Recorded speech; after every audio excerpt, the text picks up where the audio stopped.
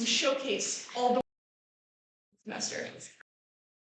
Celebrate the people and artists behind it all, to acknowledge the immense amount of work and passion and creativity that has gone into every single one of these projects. So we are here to celebrate the journey, and that includes all the angle switches on the screen. Maybe the sleepless nights, the tireless hours troubleshooting, and all of the little moments of where your teammate comes to you like, hey, I don't know how to go to the shop or this reel. I don't start to class. And then your teammate comes to you and be like, okay, let's figure it together. So that's what we're here to celebrate. The friendships made along the way, the jokes, the memes, you guys know what I'm talking about. But above all, the growth, both as people and as artists that come with contributing to something so much bigger than ourselves.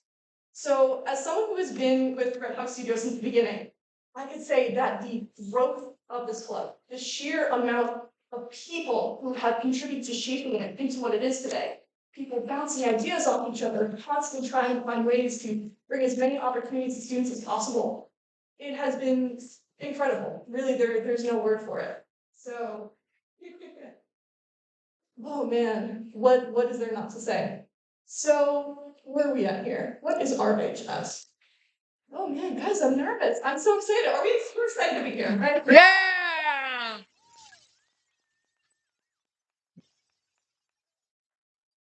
So we thank each and every one of you guys for being here. For our members, our production crew, our social media marketing team, social media and design team, our incredible executive board for making this all happen. Our faculty, our friends, our family, everyone coming to support today, you guys are what it's all about. And to our seniors, all of the people who are graduating, who are leaving us, you will be so incredibly missed. But we are also so incredibly proud of you guys. And you guys should be too. Because you have endured, you guys have done incredible work, and we are so excited to see where you guys go.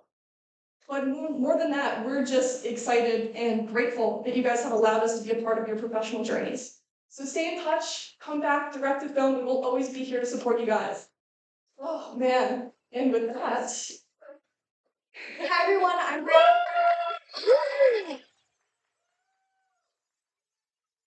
you know me? To our very first documentary. This is the first documentary that we've ever made here at Red Hawk Studio. I'm very proud of it. Big thanks to Michael Lamb and Mark Yancey II for being one video social media assistants. And without further ado, let's play the damn thing. Red Hat Studio is so much more than a club or student org. It's a way for students to feel more confident in their work and also try out new things. Red Hawk Studio is a student-led organization where animators, audio producers, musicians, and creatives of all kinds can come together and create films. And who doesn't love movies? Red Hawk Studio to me is a wonderful community of student artists that get to collaborate with each other in a way that I don't think in school and in classes they get the chance to. My favorite thing about RHS is the films that we produce. I think maybe my favorite thing about RHS is being able to work with a bunch of other people and us kind of really contribute to something bigger than all of us. I like seeing the growth in it. My favorite thing about RHS is the character growth that I feel like I've witnessed people go through, including myself. And not only that character growth, but opportunities that people have gotten through RHS. We've had one who's received an internship and now has a full-time job. I think my favorite part about RHS is just how bold of a community we are for founders of RHS. I can't believe they just went like, hey, let's just make a whole animation studio. Like, Claire, you learn to become a leader, you learn how to do animation, you learn new programs, you learn how to navigate the line. Catering now. Be part of a studio, so many things. The studio is very welcoming. Whether that's the students that are part of the club activities or the e-board members that are behind the scenes, everybody just wants one in the club to succeed. I think that's the important push here at Red Hawk Studio as an umbrella. We bring as many opportunities to club members as we possibly can, and you want to go out and run, that's up to you. Being a part of the takes a lot of effort outside of just your classes. So the fact that these people willing to give their time and like be in the club. It's just so passionate and so kind. It's been so wonderful. Ooh, community like in RHS.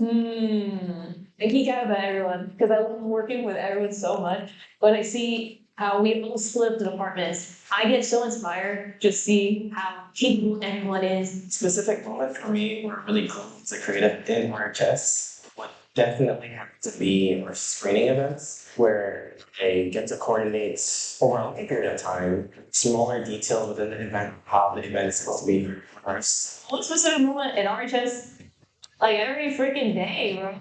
Biggest creative project that I've done in Red Hook Studio that has helped me to grow as a creative have been redoing the entire brand strategy and guidelines for Red Hawk Studio. We literally have created a 2D concept of Rocky that is now going to be our mascot, and having a team of assistants to help me in the marketing department has really changed my outlook on what I want to do with the rest of my life. I used to think that I wanted to be a screenwriter or that I was more focused on the creative side of filmmaking. No.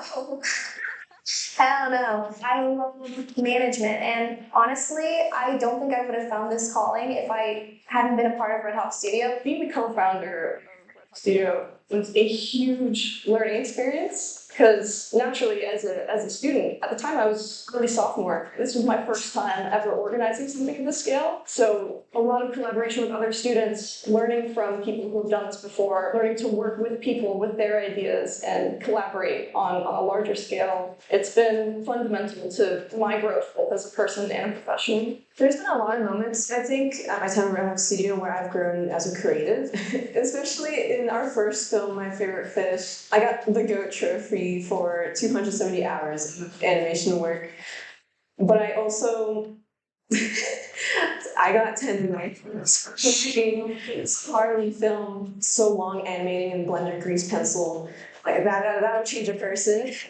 Creatively, I also led the 3D VFX team in our summer film Roofhoppers. I also did some of the art direction in Iconoclast and now the 1 month. It's just been a whole creative journey for me, which I'm really proud to have. And previously, before I even entered Montclair, I wasn't sure what to do with my life really. I was going to become a computer science major.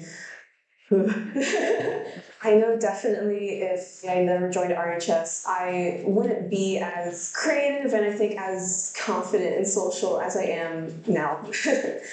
For the future of RHS, I see it taking over the world. I see so many big things for the future of RHS. Fundamentally, our relationship with the College of Communication and Media and the other organizations there. There's a lot building. We have a big film festival in the works centered entirely around the computer graphics niches. We also have a website. But overall, we're always expanding and finding new ways to help members achieve their goals. RHS can be a gateway for a lot of students to get leadership experience and grow. Not just like in an arbitrary, but be able to lead this club feeling like, damn, I'm so glad I did this. I've learned a million lessons because of this, that now when I graduate college, I'm gonna feel so much better jumping into a leadership position. I think Red Hawk Studio is gonna just continue to grow exponentially. And I really hope it can grow to hopefully be known nationwide. And I hope Red Hawk Studio grows to be a name that people can mention to their employees, to whomever when they're networking and go, oh, I've heard of them before. Yeah, if you're somebody that's interested in not already part of Red Hawk Studio, I would welcome you to join the board.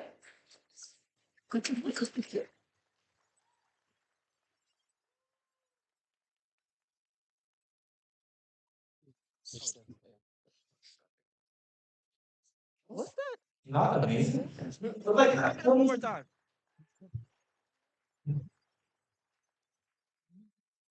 Thank you. You guys don't know, my name is Acer. I'm an event coordinator for Red Hawk Studio. I set up live The events. live stream isn't working. Specifically. When I came back, We do many events actually, and the more I get to do those things, the more events I get to do each semester, the more real. But yes, but for next semester, I actually have something very interesting. Something ambitious that I've always wanted to do. no, it's still working, really. I'm gonna announce. But so I thought it was supposed to be hooked up. I call it industry Twitter events. It's basically a meeting that we're gonna are planning on having where each one of us we gather into a room and we discuss the latest industry trends in the animation VFX industry. This is not Uh, working. One some topics that we usually go over would be stuff like or tech talks, where essentially we As I'm saying this camera.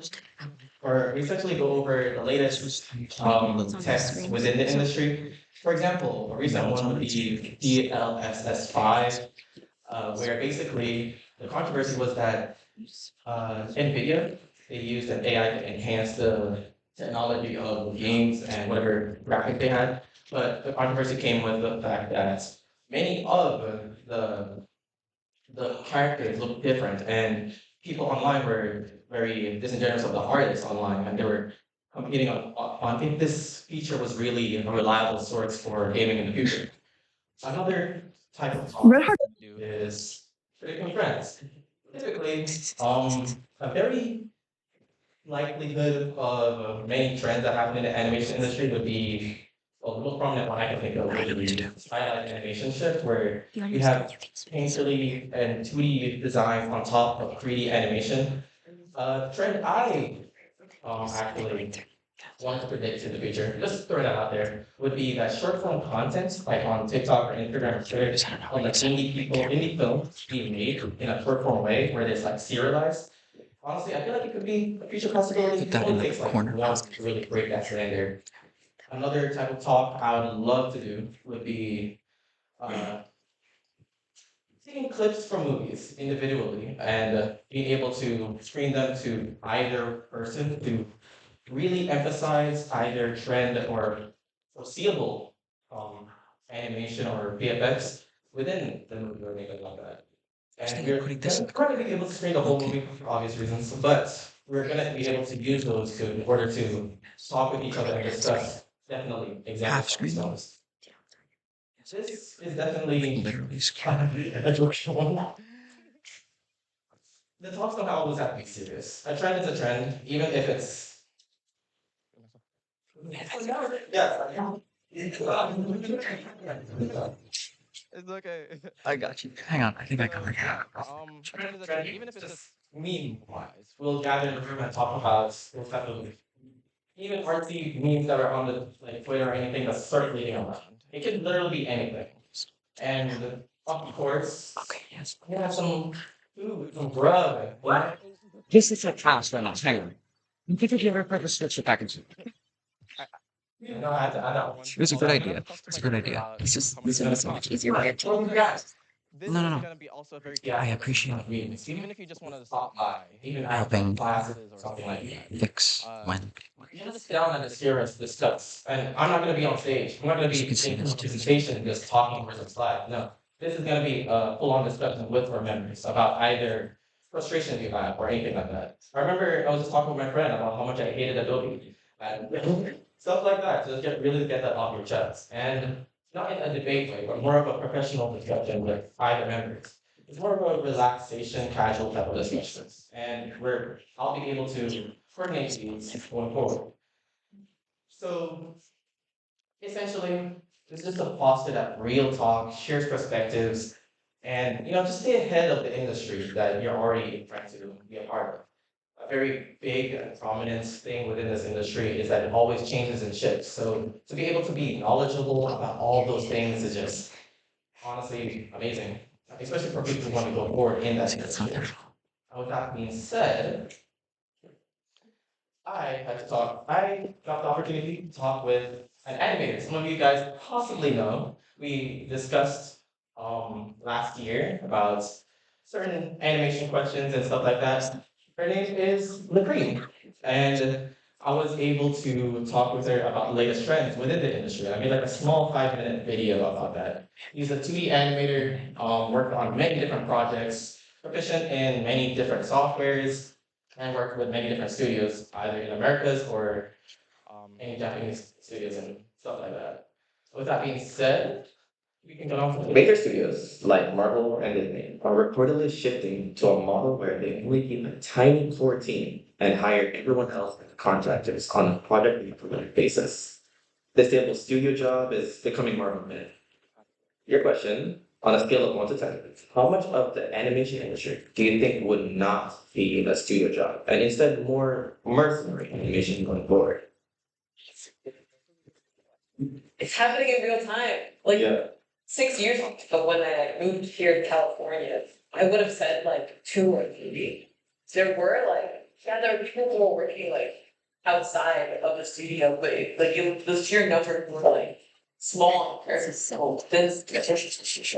It's completely like shifted in the opposite direction. As they say at this kind of moment, like probably like an 8. Because it's still happening in real time as I'm telling you this right now. Like not too long ago, I like finished like some freelance work on a development project and it got greenlit. And then like I was like, oh great, like are you gonna have it like in the studios or whatever? Or like what are you thinking? And they just straight up told me like, oh no, like we're just gonna ship it and have some overseas country do it. How would you guarantee like a lot of production questions and stuff? So that's why I say like an 8, where like if you said it like 6 years ago, they'd be like, that's insane. But now it's like, oh like, yeah, I'm helping you develop this thing as a character designer or as a writer, but there is like no real guarantee anymore if I'm gonna be hired to be the character designer for that project, even though I designed all of the characters. I can only imagine how that feels to an artist who thought that was their job after the fact, because they poured a lot of like concept and ideation into the like visual art direction of that project. Alright, for the next one, we have much of American animation we love is actually being animated by crews in South Korea, Japan, or India, with Western leads often taking the bulk of the credits. There is a growing tension of who really makes the show. Oh, your question, on a scale of 1 to 10, how much is the Western animation lead artist becoming more of a project manager than an actual artist due to heavy outsourcing? I feel like this was always a problem. Do you think it's decreasing or increasing? I feel like it's only increasing even more. Like when it entered, it was already known. Like by the time I was like 19, that's when I found out. Oh, there are no actual like 2D animator jobs within America. They're all in like South Korea or something. But I feel like now it's just even more like it's increased even more to like an 8 or a 9. It's going. Because like you're saying, the like Western counterparts are just like, yeah, you can just turn that out, right? But you can't. Like it's just mind-boggling now. It's like, why do we keep calling it this when in reality it's more of an international effort? It really is international project at that point. In 2026, it feels like you are either a $200 million blockbuster Disney project or $5,000 indie shorts. The middle ground, and usually live action films would typically have that middle ground where they have that room to be called an indie film, but still have that 30 million to even $50 million budget. Animators and mostly VFX artists that are making projects like that, it would typically be under. You're lucky if you're even past 10 mil. Your question here would be, on a scale of 1 to 10, how much of a creative desert are we entering in the industry? Where it only rewards safe sequels, tiny indie projects with no middle ground between. God, this is like a 9, 10. Right. Like it's you either go so big that you're setting yourself up for failure, or your budget is so small that people will warn you for doing the impossible. It's like for me, like 9, because I want to give like the leeway of like I think there can be change, but I think again it has to be a situation where we've broken it so hard that we have to be like, oh, we can never do this again. Actually, do you have any last things you want to say to the audiences? Man, so I just want to tell all you guys that like your stories are valid to be told, and you don't have to ask for permission.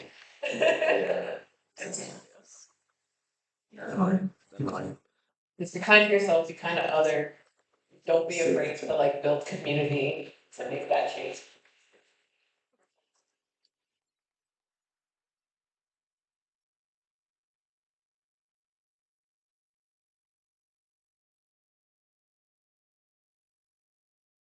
Well, everyone again. Let's see. Can you turn the slide? Okay. So, hi everyone. Yes, As I said before, I'm the marketing director, so I will be presenting the marketing slides for you all today. Thank you so much for being here, by the way. Oh my gosh! Woo! They're so cute. 1, 2, 3, 4, 5. All right. So, can anybody please shout it out? What contest did we do, if you remember, this semester? Oh, motherfucker. That was quick. Yes, we did a sticker contest. And it just so happens that I have a VR headset with me today. So, can I invite Addison Bogdanovich to the stage, please? Sorry, thanks.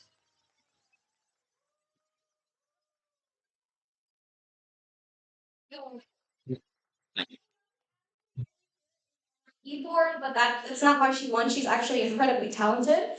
Check out the sticker designs, bro. Like, these will be for sale, by the way.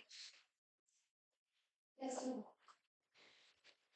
Oh, they'll be $2, and then the shirts will be $50. You can buy them during the intermission, and also at the end of this entire show, we'll also stick around and be selling them at the front door. So if you guys are interested, we'll be taking cash, Cash App, and Zelle. Thank you.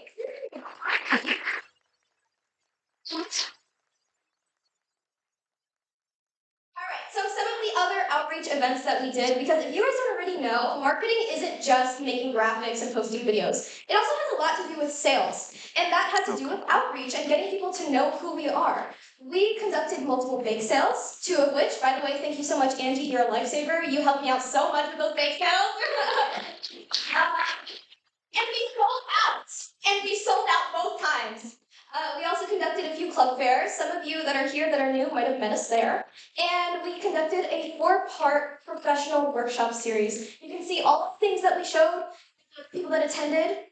Those are all the presentations that we did. How to build a resume, personal website, how to prepare for an interview, and a complete guide to LinkedIn. And these are things that we plan to bring with us into next semester. So if you did miss it, or if you are a new member, then don't worry, because just stick around and there will be more opportunities to come. Okay. So now on with our 2026 Instagram Wrapped. We accumulated a total of 65,155 views on our Instagram this semester. That's 20%.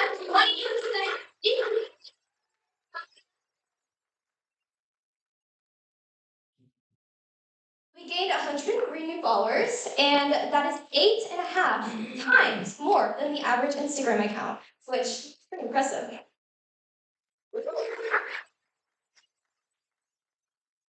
We garnered a total of 1,870 interactions. That's likes, comments, reposts. And by the way, if you are one of the people out there that like all of our posts, repost our posts, comment, we love you. We love you. You are our G. So keep it up. Keep it up.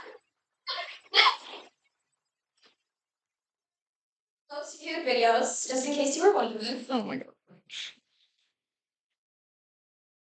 And our top 3 most liked. And if that is not both of them. Let's go! Okay, so Lila Solomon, can you please stand up for me? Yes, that lovely person is back.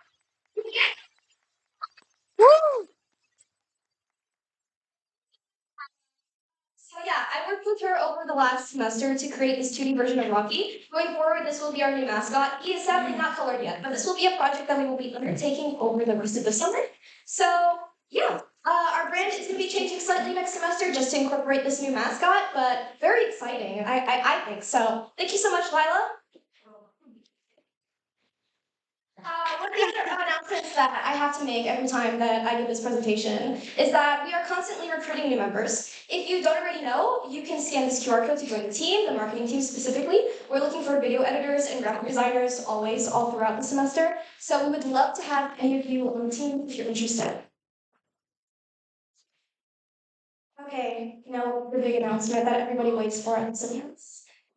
We're hosting another contest next semester, of course. We do at least one every semester. So next semester's, okay, y'all know Disney, y'all know Pixar, y'all know DreamWorks, right? What do all of these studios have in common? They all have an intro animation that they incorporate at the beginning of their films. And studio. What freaking studio? We're freaking Red Hawk Studio, bro. We need one of those too. So what you are all going to be in charge of is creating a storyboard specifically. This is something you can get started on over the summer if you feel like you're not going to have enough time next semester. But the contest will officially be conducted next semester, and you will be able to. Oh, by the way, I see some of you pulling out your phones. The contest. That's vote for what prize you want next semester's contest to be. So if you pull out your phone, if you plan on being a part of the contest, you can actually take a vote. So we have a few options on there. We have very expensive sticker machine. We have your headset again. We have an Apple Watch, and I believe we also have a $500 drawing tablet. So yeah, so go ahead, take a vote, and if you're interested in being a part of the contest next semester, this is going to be a big one. So we'd love to have as many of you as we You can. dropped something.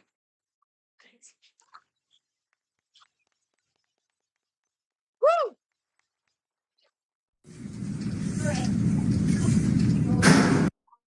2026 documentaries behind the scenes showing you a teaser of the animated films that we'll be showing you in the second half. And I promise you, there won't be that much presentation after these documentaries are shown. I promise you, you'll get your intermission, you'll get your food very quickly. So yeah, sit back and enjoy.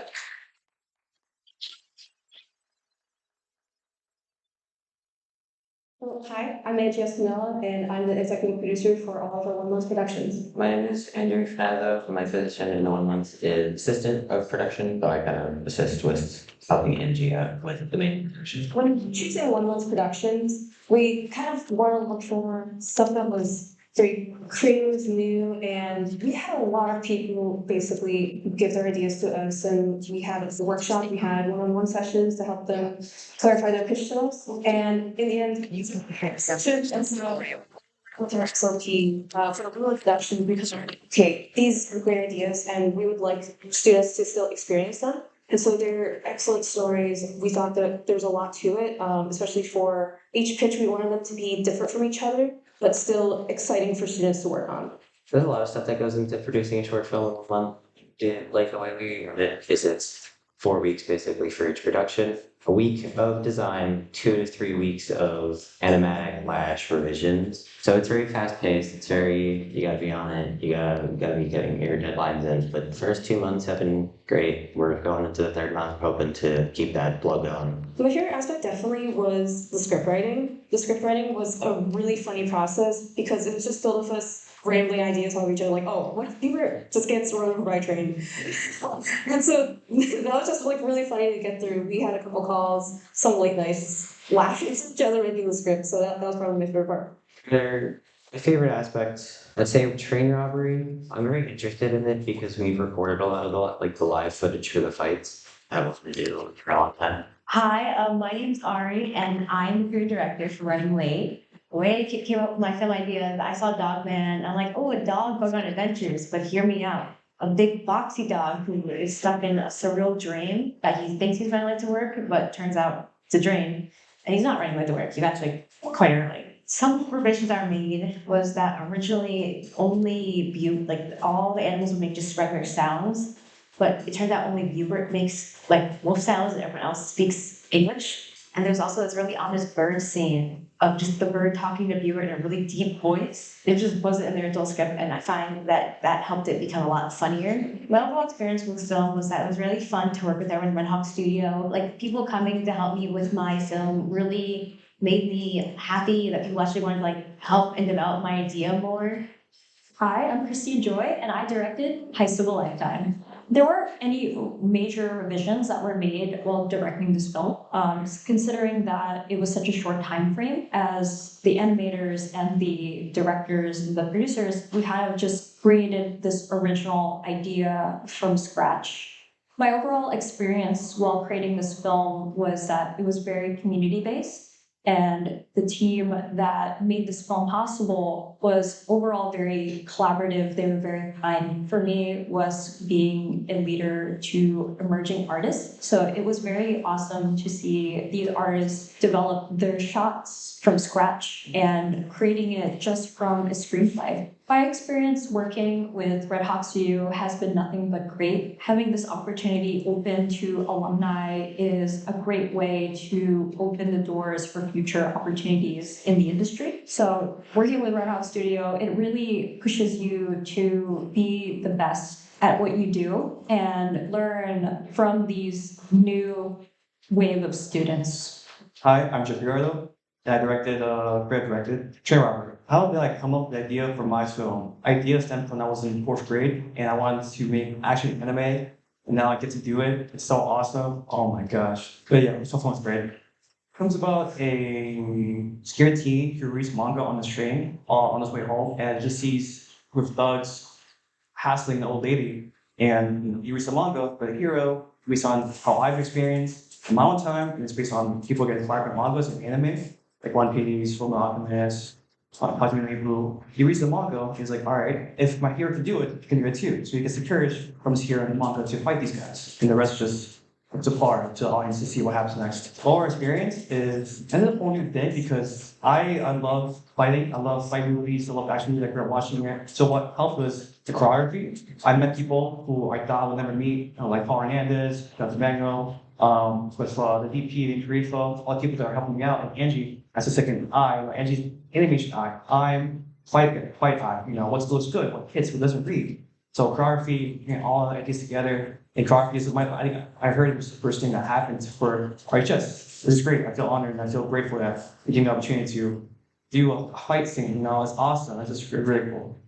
How I feel with Hard Studios, I love it. At first, I was very nervous because it seemed to me that they were very tough. I was like, oh, they're tough. I get nervous. But after talking to some people, one of my best friends, Chico, he helped me out. He's like, yo, like, we should do it. I'm like, all right, cool, bet, yeah. And I was talking to Angie liked the idea, and they made me feel like I'm home, and they made me feel that I'm comfortable with it. I don't feel worried, I don't feel nervous, I feel great. I hope you guys enjoy the film, your viewer, going to work. Anything I wish people would know before they watch my film. It's action packed, it's so fun. They're inspired by a lot of animes I watch, like Academia, Hajime Ibu, it's just all fighting, it's so cool. It's exciting. You guys, I can't wait to show everyone else. I can't wait for our team, everyone else to do it. It's so action packed, anime, it's so 90s. It's very cool. So please, pull up, join, have fun, meet people. It's gonna be fun.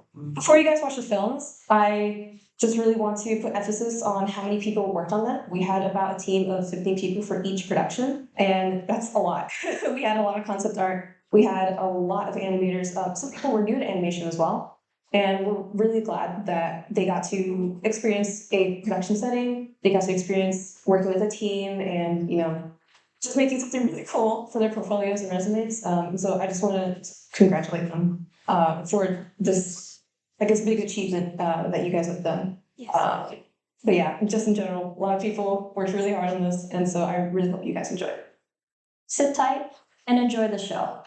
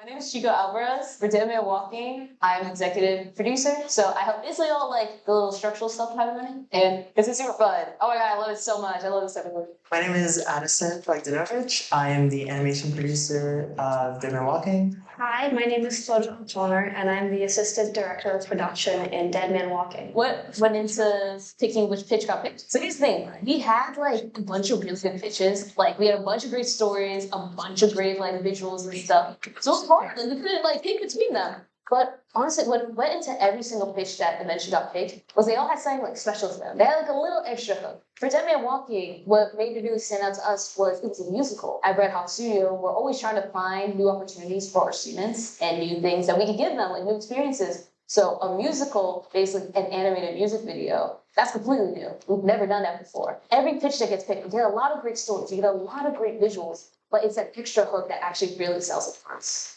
It starts with an idea from our creative directors, and then it's my job to communicate that to our artists and make sure that they're producing usable work to reach that vision. My favorite aspects of making Dead Men Walking were being able to communicate with the team and meeting all the animators. It's really special to see the bond between them as they grow and become friends, and it's a really positive and friendly environment. My favorite aspect of Dead Man Walking is just being able to work with all these really talented people on our management team because they're so good at what they do.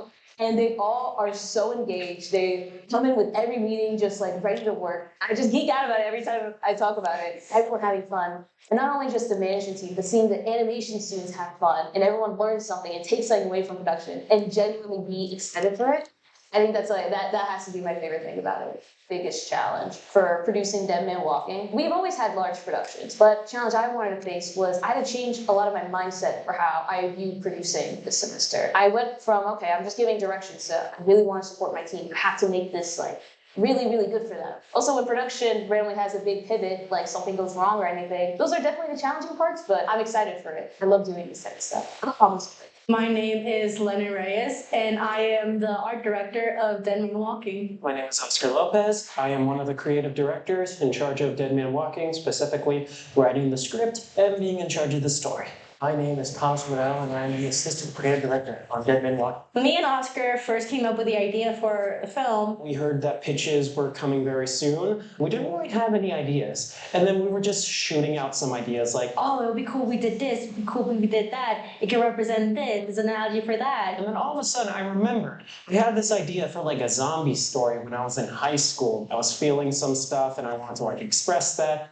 Finished it. So I just set it to let it. And we just kept adding and adding and adding. And then eventually developing it more over the course of like literally a week. We had a pitch slide ready. We got our friend Thomas involved to help us with the production, and it genuinely has been a really incredible time. Yeah, after just history, we submitted it and we became directors. Dead Man Walking is about the threat of performance as survival in a corporate society as ours. It's about George, who is supposed to be a stand-in for someone with autism, having to deal with being on the brink of a mental breakdown in the middle of his job. He's sort of falling apart, becoming a literal zombie. I would say any specific revisions that were made on Dead Man Walking was probably the first scene we had, because we had him wake up in his own room. But we had that cut due to like timing reasons and how much food we had, just to try and fit within the schedule. For the past two productions that Red Hawk Studio had, I worked as either an animator or storyboarder. It's definitely quite the change in roles, since I go from a lot of animating and drawing to just more so like talking with people, asking how their tasks are done, how their workload is going to be for the week, just structuring work. I can feel a little insecure about just my place and overall role and things, but it was overall a really fun time. Here's something that a lot of people usually misinterpret. Everyone is adding something on top of it. The artists are adding in their own ideas. The story writers are adding in their ideas, music, visuals, everything. And it all comes together into this wonderful, beautiful thing. And when people realize that they don't need to do everything on their own, it becomes wonderful. Very positive. I'm definitely going to be working back here again next semester for 1 month productions. And I'm just going to be sticking around ever since then. I think this is a really cool place for me to be. One thing that you should know about Dead Men Walking is that it's really a step up. This is a horror story, but this is also about healing. This is also about accepting yourself in a society that doesn't accept you. We love our boy George, so I hope you go in there and you fall in love with him too, and maybe relate a bit to how, you know, it might just be exhausting just to sort of like make yourself, you know, palatable for others. It's really colorful. We've had so many people working on it, and they're really talented. Every single person that touched this project put so much effort into it. I am so proud of everyone on this team. The people that work on this film, we all know each other really close. It's like a really nice, tight bond. It's best to bring people you know, because those people are going to be the ones that you work confidently with. You're the best. This is a real labor of love from the students and the creative directors who created the idea for this movie. We just want people to come away with that idea that even in the worst times, in the worst worlds, you can still love yourself. I'm just so proud of how far we've come. To the animators, to everyone involved, you guys did such a great job. You made this process so great. And for everyone who hasn't seen the film, friends, go dab them up. Tell them to give them the biggest dab up because everyone did a bunch of great work. I was just so excited for everyone to be able to see it. Bring your friends, bring people you know. If you have an idea for a story you want to tell, if you have a story that means something to you, don't be afraid to tell it. Don't be afraid to put it out there, even if you have to gather a team of people to help you make it. Your stories are worth telling, and I hope you enjoy this one.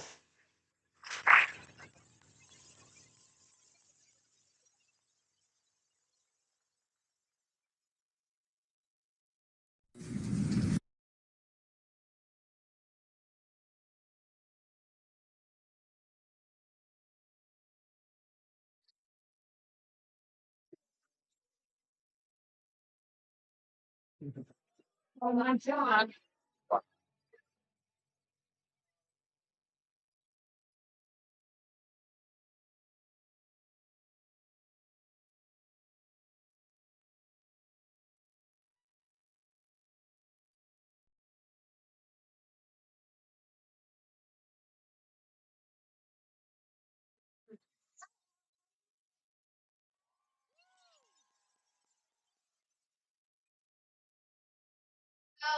Last bit before I let y'all go eat.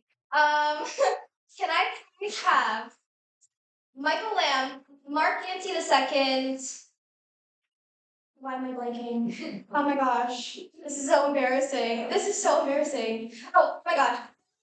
Alice Swift, please stand up.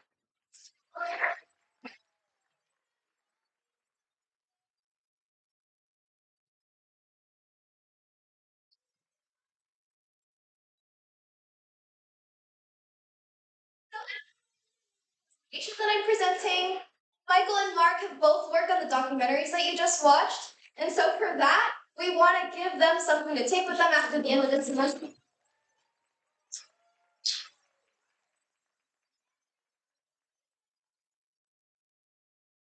Come on, guys, like these did so much hard.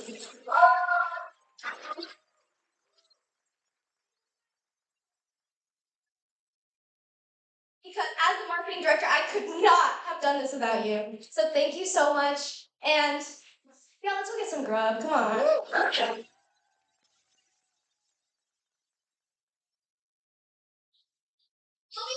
30 minutes.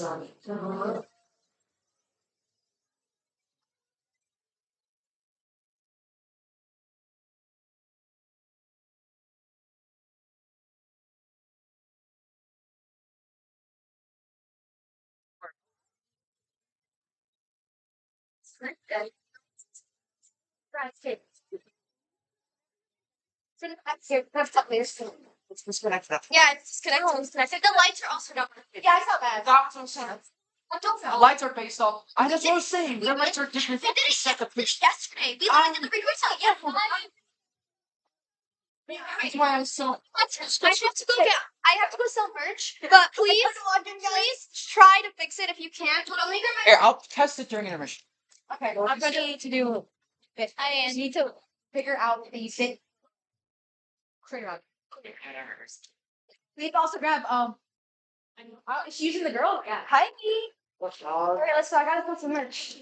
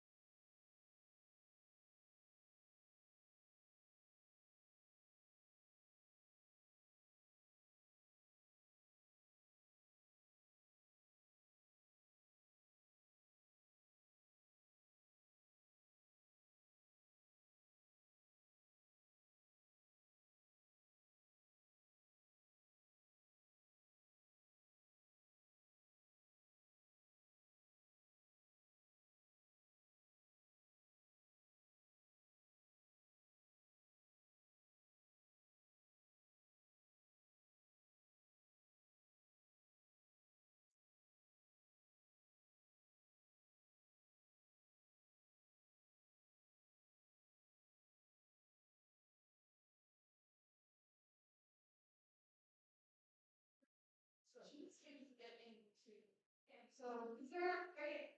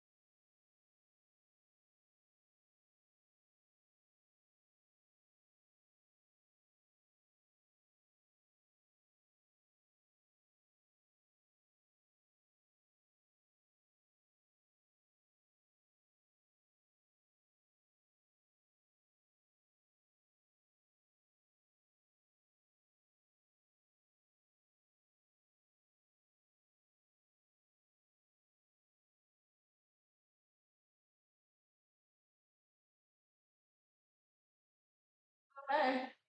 Joey made it perfectly clear to me that technically speaking, from the first time that this happened, like the first ever e-board, Chris, is you, me, the last one. The last one's left. And we're leaving it today, basically. Yeah. It's a whole new generation is starting today. That great job. Yeah, with that creator presence. Like, yeah, no, interesting. Holy shit, when she's jumped lead. Yeah, so like I gave it up to you about a year. That was 1 year, right? You were president. You were president. Yeah, I had walked on for a while. So I was telling Maybe you, like 2 years. yeah, I took a step back for about a year. You took all of it, and then I finally said, yeah, my journey's out. I'm like, dude, I'm out. Like it's 2025. Dude, I'm fucking done. I've been in the paint too long. Yeah, I was. What? How did you dead? I know. This is Michael. Yes, and then there. I'm right here. I'm going to scroll with a bunch of scriptures, and then here I tell you this thought. So, there's no point controlling flag in the world of the Bible. The Bible, the Quran. So there's a centerpiece of it. It has the Bible, and it also it has some narration of the Bible and the Commandments. Yeah. So I guess what you say is some versions. I'm gonna say this and move on about. You stop being out of the Bible straight, right? I'm so upset. Because on stage I can't, like, I'm a conversation person, but I knows how I want to feel. And I listen to I will say this though, when I personally, you can talk in a crowd of people at all. It's the fact that you're now. You can't say that I'm wrong. You can't say that I'm wrong. Because like acceptance day 2023, that's the first day that I met you. Was it not? You were, but you were like talking extremely fast. It was her name was Skylar. And Skylar and Justin and I were talking about this. And then me and you talked about it. And then I was like, yeah, and I sent you a random email. Like, You're like, no one just show up. Hey guys, I don't need okay, guys.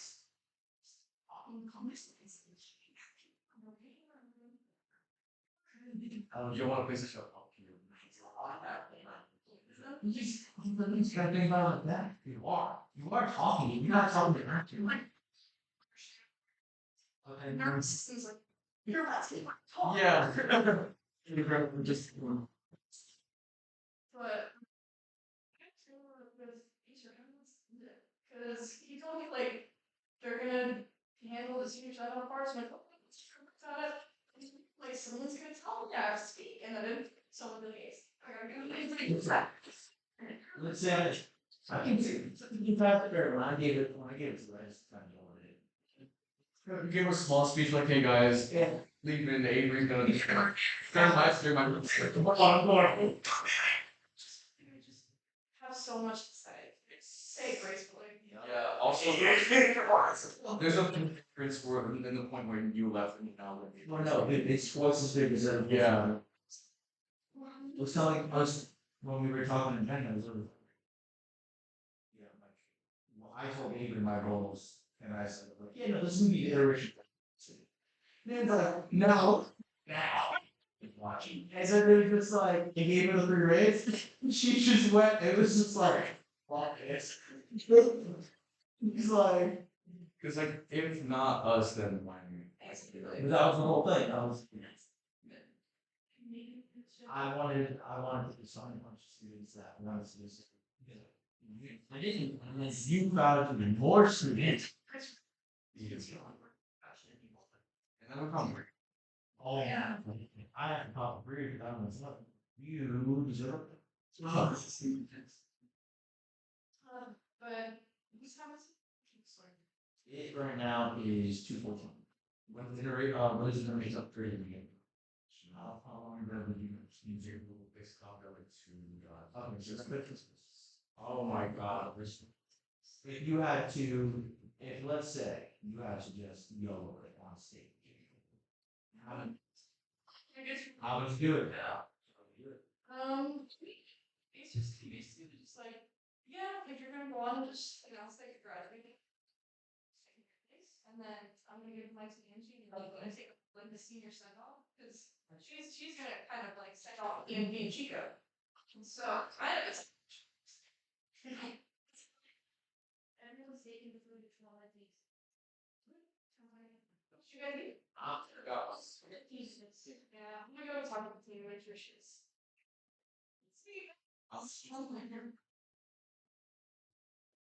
No, actually, Japanese still come here every time way, and we have to start rehearsing for the. Also, like, So loud. Damn heels are so loud. Yeah, honking everywhere. All right, dog. So look, this is the main cam that we got going on. Yeah. You can move this depending on if someone's like talking Yeah. or if you want to focus on. Yeah, you are right. I mainly just need to know what I need to do. So okay, so the Google presentation, I did a thing where it's like here, so minimized. So sometimes if you got someone talking, you can like have it be in the corner or I was whatever. going to say, do you want it like top right corner, but like Yeah. Type shit, right? Or like have it overlay the presentation here when there's like someone speaking. You know what I mean? So if somebody is talking, I Could like move the Google Slides up, but when a video is playing, I move re-camera up. yes, and then you alt tab. You have to manually like. Yeah, and then I alt tab and I move it whenever the presentation moves. Gotcha. So.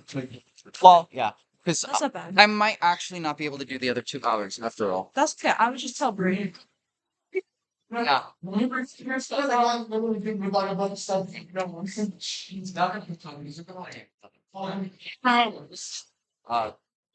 Sorry.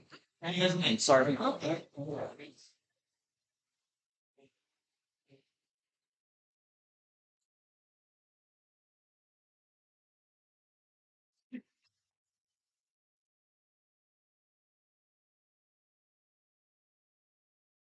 Go towards a little bit more, but you know, we're grab ourselves so we don't punch each other.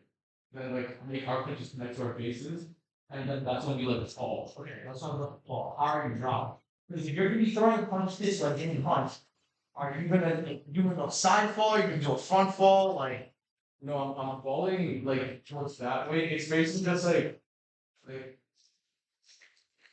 okay, and then we both fall. There's like a roll. I have to pretend like you have to roll. You have to do a roll. No, not. We're just winging it. So it's like yes, he's like it's like a slight like roll, and I'll be like, because if you're here, right, the way you're supposed to properly fall, like if you're a roll is here, bring this cross up and yeah, that's a fall. But there is some momentum to it. Because grab my hand and you work me to it, and then. So yeah, do you want to land on your side or do you want to land on your stomach? I'll land on my side. Okay, so then yeah, it's more comfortable because it's just a pivot, but like yeah. So when you do it, just you're stepping with your right leg, right? Or you're not keeping your left. So you're going like that, and it's pretty much like you're just gonna dive, but like when you hit. Make sure you have 3 points down. Like hip, side, and hand. Yeah. So lay on your shoulder. No, I would. You will break something. Yeah. So, damn, that's sweet, guys. But that's just how it is. Like that's a bump, bro. You know. I mean, unless you're going like unless you're going like flat, playing your like. And if you're seeing this, it's rehearsal. You know. It's just fucking funny. It's just fuck. We're just rehearsing. No, I can see you. Both of them more slices of pizza than. I'm gonna make sure everything else is all set up.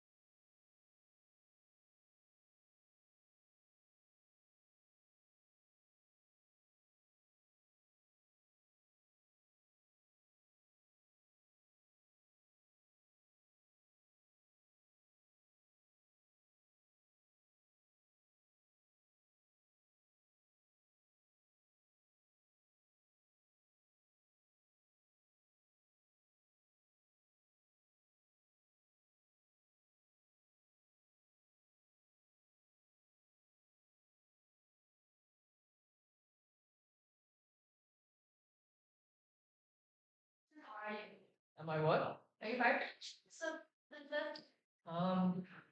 Not this time. I only voiced like one character. Oh, really? Which, It's Grandma. from the train robbery? Yeah. Ah, no, yeah, I'm opposed. Good. Who are you? Yeah, that's for our neighbor Heist of a Lifetime. This is so cute. Yeah, our director, creative director, gave it to us. Oh. Yeah, the photos. Like the 200 posters and the little wedding I'm photos. so excited to see it. Yeah, I don't know how it's gonna go. Soon, running out of time, running late, maybe Heist of a Lifetime, and then train robbery. Train robbery is like April production. What?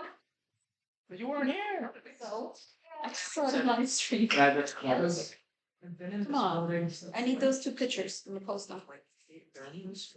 Oh wow. I've been in the editing lab. I just finished such as allowances. Oh, You can watch it on Tuesday if you want. yeah. Okay, I'm not done.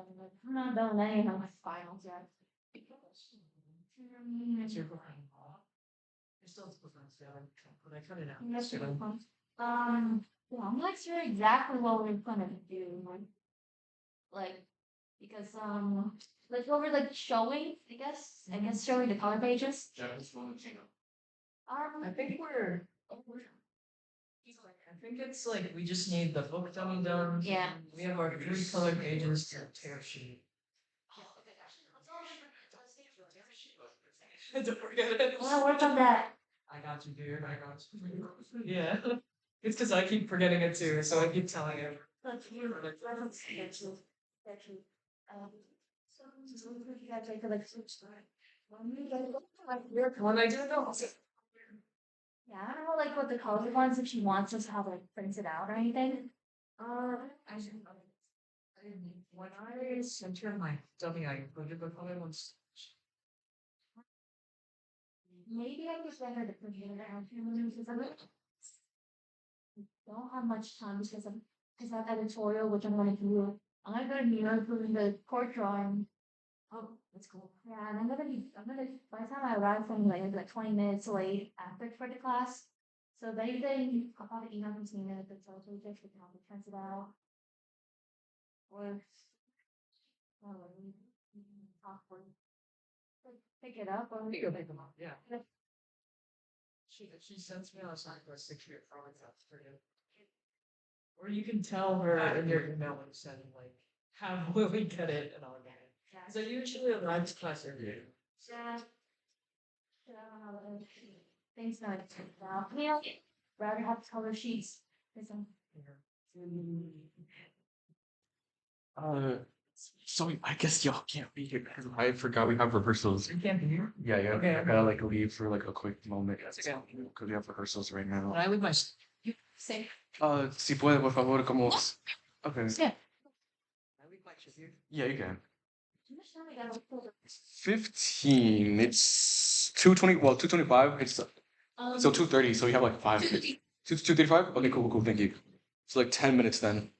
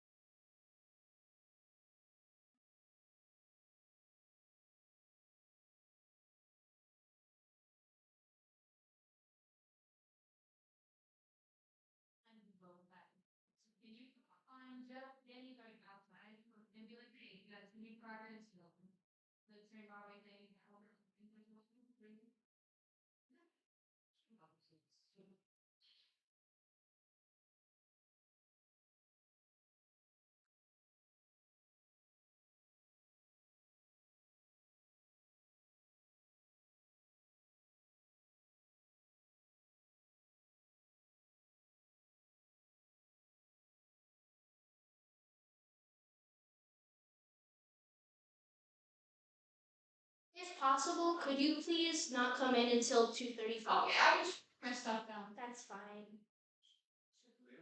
Yeah, just until 2:35.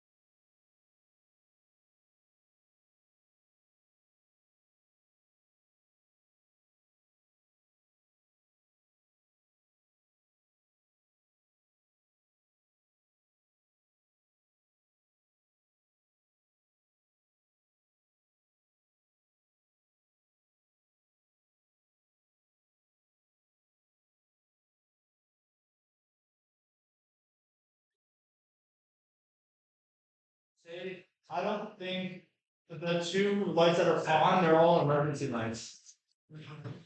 Those can't be turned off at all. Oh. Hello, hello. Room.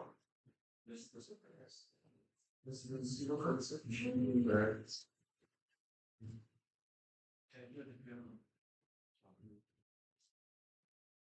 all your bird is coming out. You guys practice at time. So you out. Yeah, this is what's facing probably.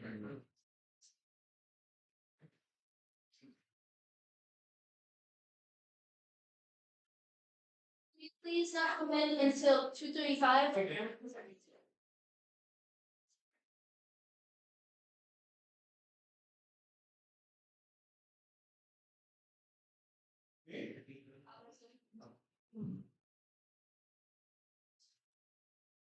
How's it going?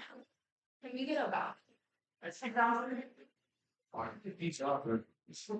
Not yet.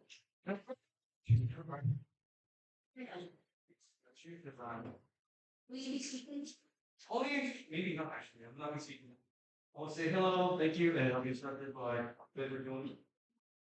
If you want to be seen, please stand.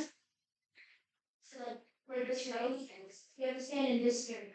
Where's gonna be? We'll be Angie and Andrew. I'm so excited. Wait, you want to see what I'm like? It's because we're doing. We're doing the production. Then we are going to be going into Angie and Chico are going to speak about production. It's going to go into late. This time we're not this weekend, but like next weekend. We're going to do production announcements. Then we're going to. So you have a little bit more, but before because we're trying with my accent first. So if you're no, not for this. Yeah. Yeah, I letting people in and take their time in the next like 4 minutes. They're monitoring. Just one of those get down. Just like one more pat on around something like, hey, you suck. When we start, Figure it out. I'll text you guys when we start. I know we'll talk after. Train on this when it's this side. If you want, you can set my mom knows in this picture. That's what I'm saying. Because we're trying to get our pictures done before. And then after that, you receive. Huh? It's I will see Okay. words. Angie and Andrew will be saying words. I'll just while they're saying words, we're gonna be doing the bit together. Yeah, At the like same time. Andrew and Angie are going to be introducing Fair Robbery. and then they're going to say, oh, Chicago. One second. Yeah. Right. This background. Yes, is it before trainer? It's before because he's the creative director. We're going to introduce him, And then as they're introducing him, we're gonna do the bit because the whole bit is like they're introducing him as a choreographer. So nobody was gotten to the stage. Yeah, it's the film. And then Then the film trainer. and then once they say like, oh, do you have anything to say, the stunt is over, and then that comes up with the telling, you know. Oh, okay. I got you. This background is So this side of the screen for if you're taking too long, I'm gonna do this and you have to leave.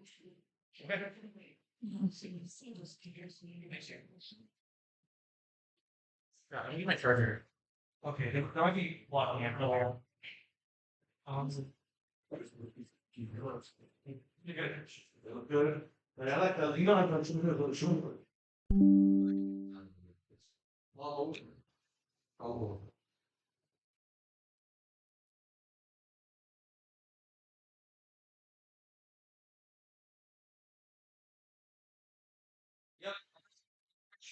Give me like 2 minutes. Before I let everybody in? Before you call everyone to say, start. No, you're great. Get it. Mission's going on. Okay. So I'll call them. What do you? Cool. Do it.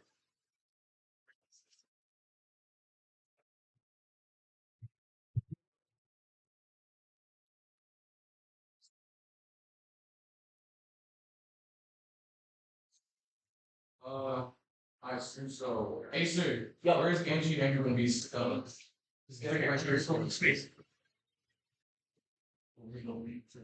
You can also see. Yeah, cool. You hear him? Start the board. This is the camera can get it. So now she's right next to this. Yeah. And I can sit here. Where's your space? I'll be here. Is that okay? Alright. Beat him up! Fuck him up! Fuck him up! Danny's like, eh.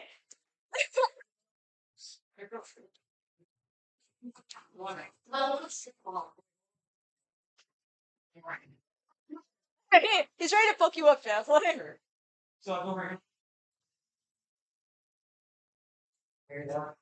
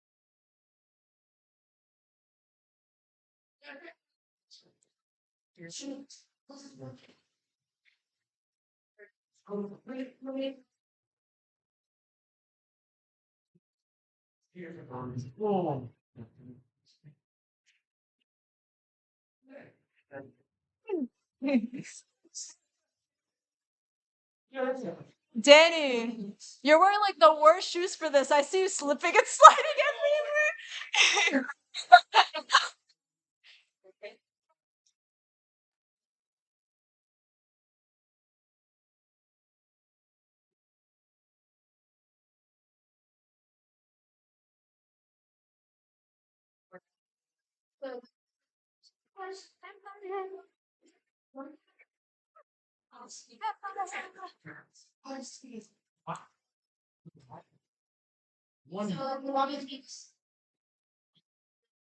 I'll walk in, here's some. Once I'm here, ask up here.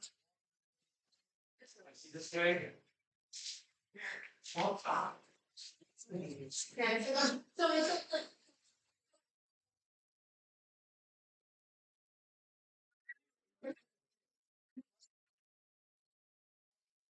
I'll grab.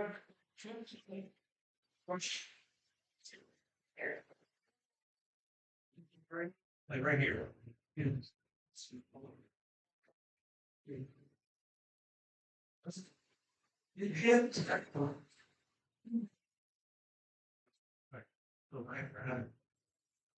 want me to? Here? So I got the computer, right? Yeah. We gotta grab it up. Yeah. Well, just lift it up and then let's just like I can just go more spatial here. Yeah, then we're gonna lift it. Yeah. Okay, cool. Sure. I want to grab the part because the problem will go up and then more from here. So you're gonna jump and I will jump and you push up. Yeah. I have to show good feeling.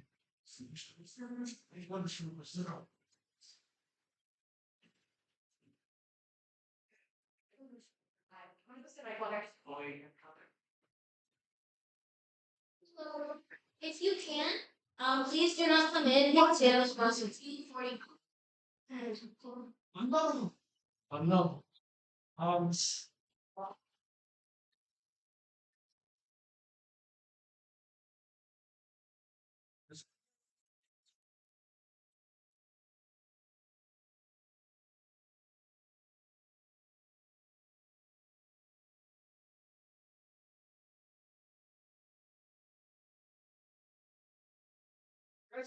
No, no, my thoughts.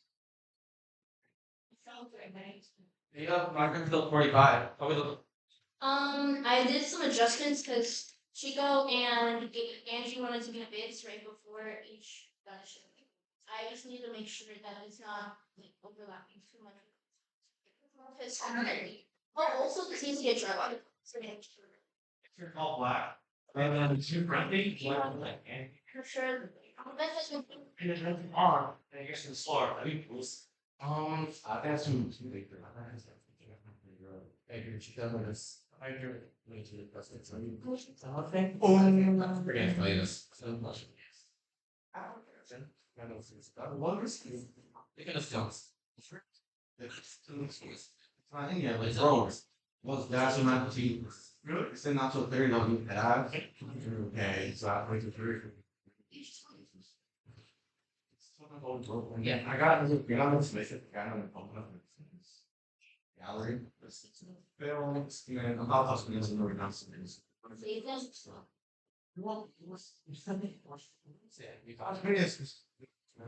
See how I'm big. You got so much fun. Oh, what's what? How do you live? Yes. I don't know this whole time. I've got my. Poor guy. We around here, they. Yes, in the room. Already. Fire, I'm into this.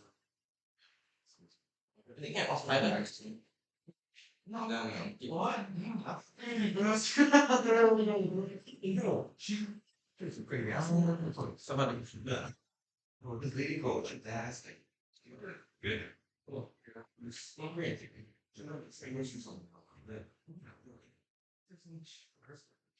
Because nobody showed up yesterday for and nobody was here. I know. So we're doing right now. We're doing impromptu stuff where we have the house stuff. I know what you do. Each was just told. Yes, exactly. Yeah, I saw his thing with this. Yeah, I did. Literally on my head. Which is where I did. Let's see if I can get it.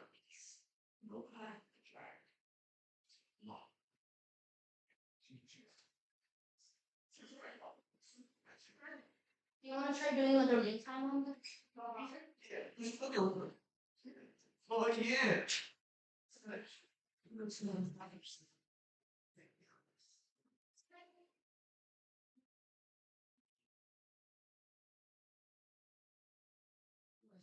yeah. Yeah. We need a bunch of filmmakers. Please sign up to our amazing program. And without further ado, turn it on. And okay. And then you would come in to do your. Yeah, here. You guys, thank you. Did say my name. We're here. You guys, thank you so much for being here. Stop. Drop this. You go. Here. Here.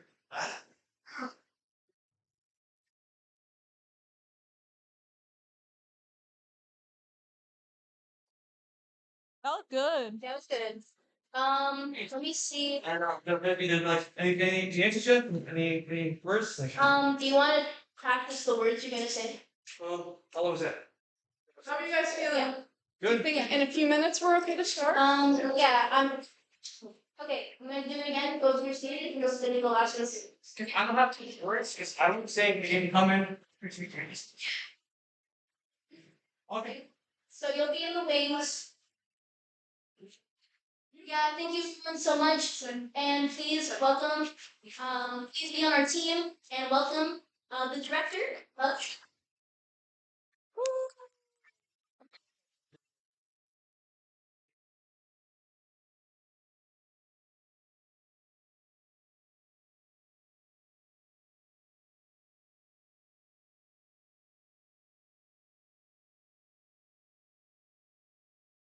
Hi, my name is Jeff Young. I'm the director of Robbery. The director of Robbery. Just start with the problem. Yeah. Okay. Okay. Sound like it's real? Yeah, we just need more people on our team, and without further ado, I'm the director of Tree Rounders.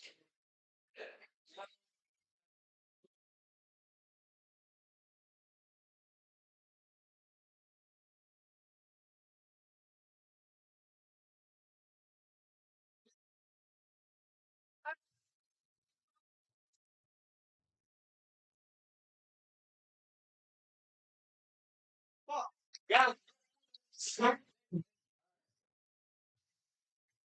Play some like action, so it's not just that was give or take like a 3 minute interaction. Yeah. It's because And then what do you want to do after? that's it. We get on the floor and then we skip through the exit door. Drag. Yeah, I can drag him away. I'll drag you, or do you want to drag me away? Okay, you drag me away, and then he's gonna be like, "Oh, do you have any words to say audience?" And you'll be like, "Oh, thank you so much." Like I'm like, "Yeah, okay, enjoy my film." Yeah, it's during the opening, Angie and Angela last one. Oh, okay. Yeah, Do you know who they are? they're inside. Do you want to ask them? Angie left.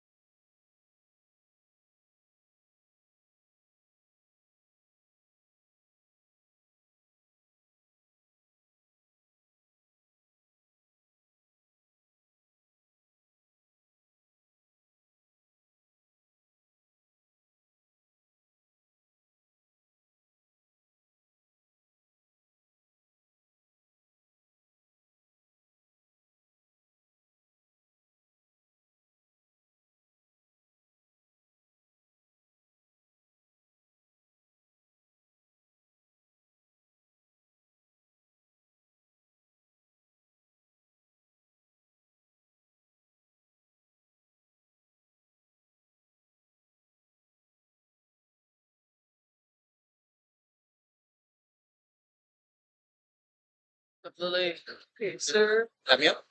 Let's go.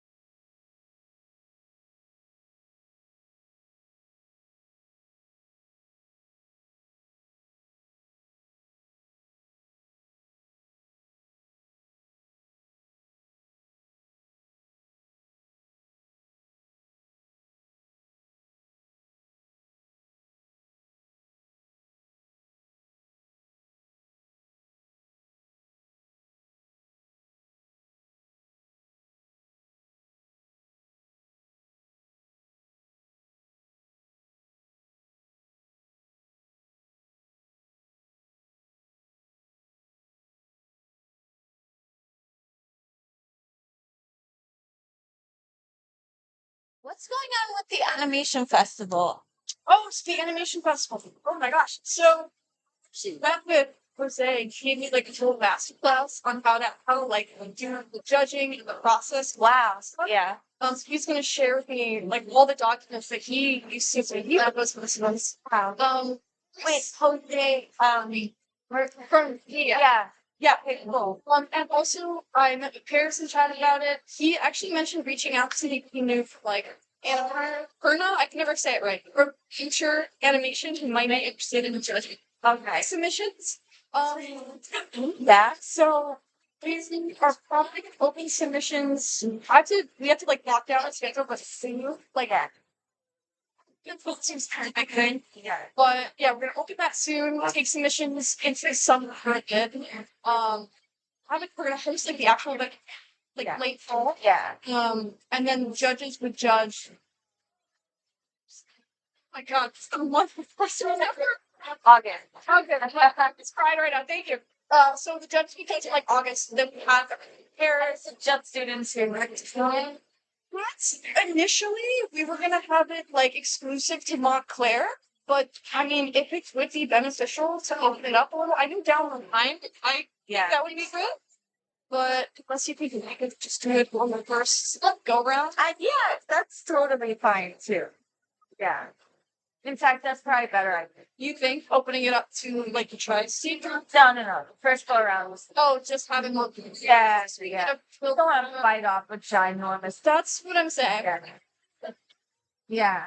Because also, usually, how film festivals like have like the most prestige. You have like 5 really prestigious films that is this for one.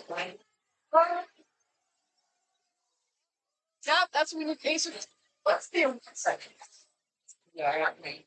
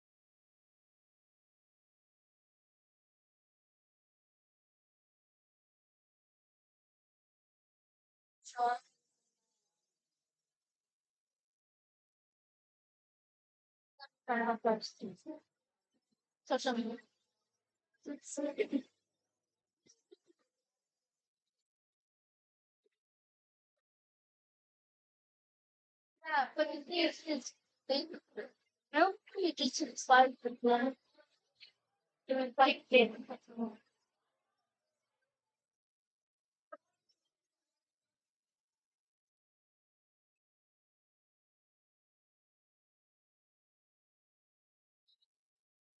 Yes, and that got it.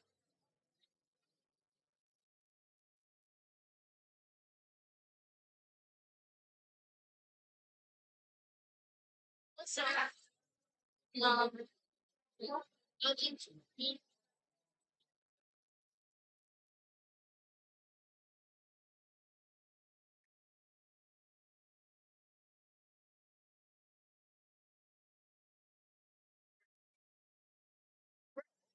That was funny.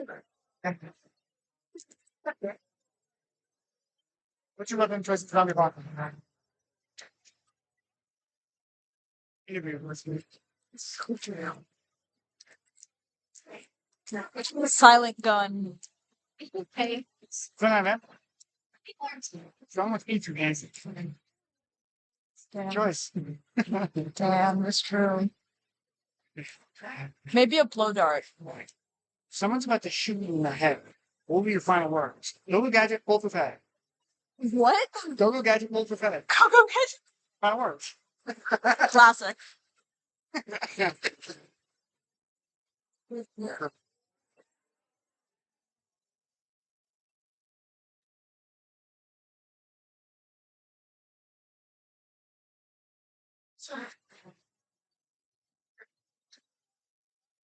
Here's great.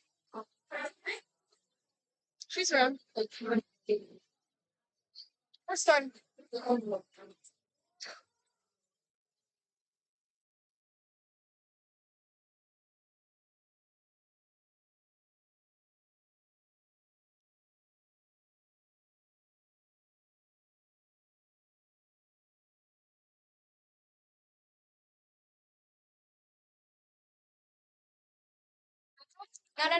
No, you're good.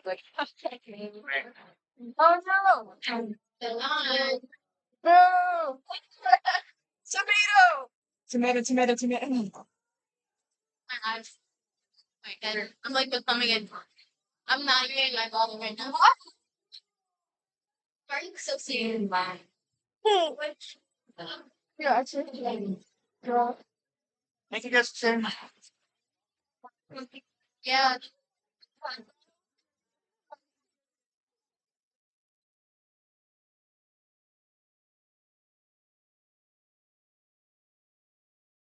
Oh.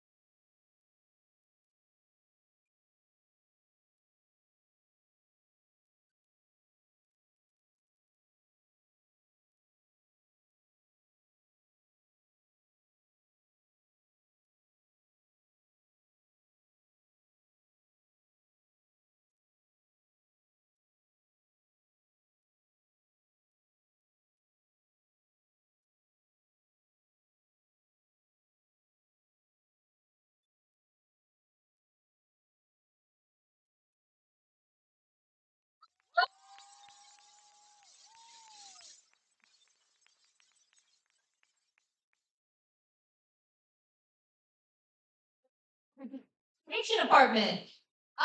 You saw a little bit of what we do. We're here to explain everything now. I see a lot of parents in crowd. Hello, parents. My name is Shiko. I'm the one that keeps kidnapping your kids and saying, like, guys, join production. This is all the work we're gonna do. This is co-director Angie. We are the production department. I got a quote from my teacher once. He said, experience is something you don't get until after you need it, right? And I think as students, this is something that's very true. We can learn how to animate in classes. We can learn all these programs. We can even learn a little bit of, this is how you work in a team. This is how you do this. However, experiencing it is something that really does teach you in new ways. I mean, you guys all had first jobs, coming in there and realizing, oh my God, I didn't even know half the stuff I didn't know.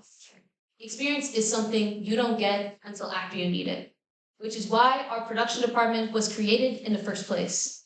In our department, we simulate a studio environment, get students real production opportunities where you are working with the team, you are making a project, so you guys are able to gain experience before going into workforce. We're here to teach you guys. Learn together as students, put these giant productions together, and hopefully by the end, when all of us graduate, get our first jobs in our first studio, being our first animators, we're a little less scared. And that's what the production department is about. We have a really fun show for you guys planned. we have this semester 4 productions we did. We did 3 animatic productions, which we're gonna go and show you soon, and 1 semester long production. To start us off, I'm gonna pass it on to Angie, who's gonna tell you about what the animatic productions are. And at the end, by the way, we're also announcing which film won, because we also had a lot of students pitch us their next production. They gave us their film ideas, and the results are in. So stick around, enjoy the show. Angie for the animatic production.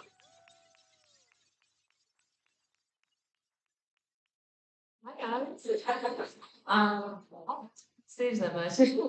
But yeah, so I'm basically the executive producer of all the productions, as you've seen in the documentary videos. I do laugh a lot, so that's something you're gonna hear.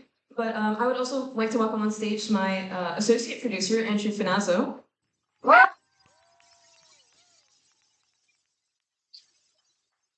So in short, Angie's job is to basically run production just like I do. I would not call her an assistant, I would call her a co-producer, co-director, just because of how much work Andrew does.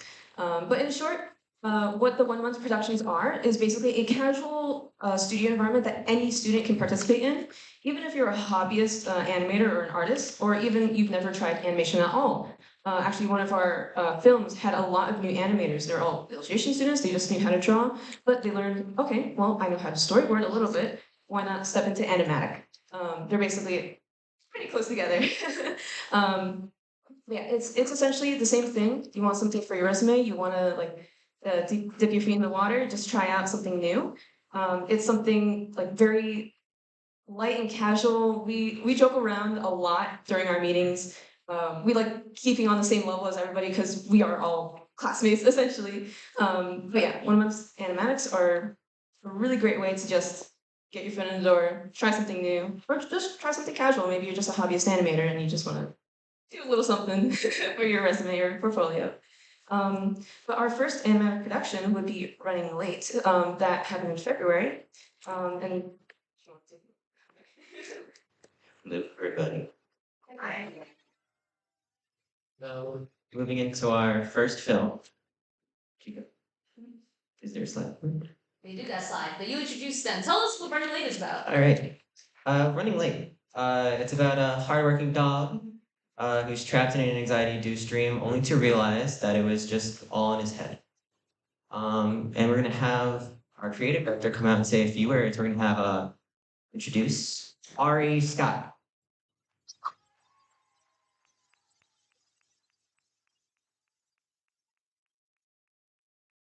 Ari Scott.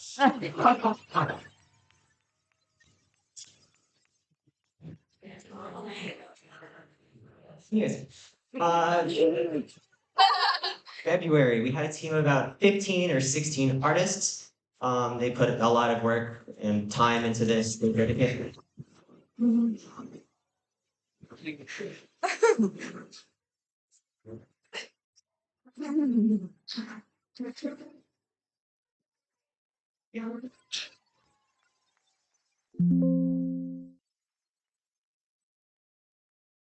Hello, everyone. Eddie, so grateful to be here. Here's our plate.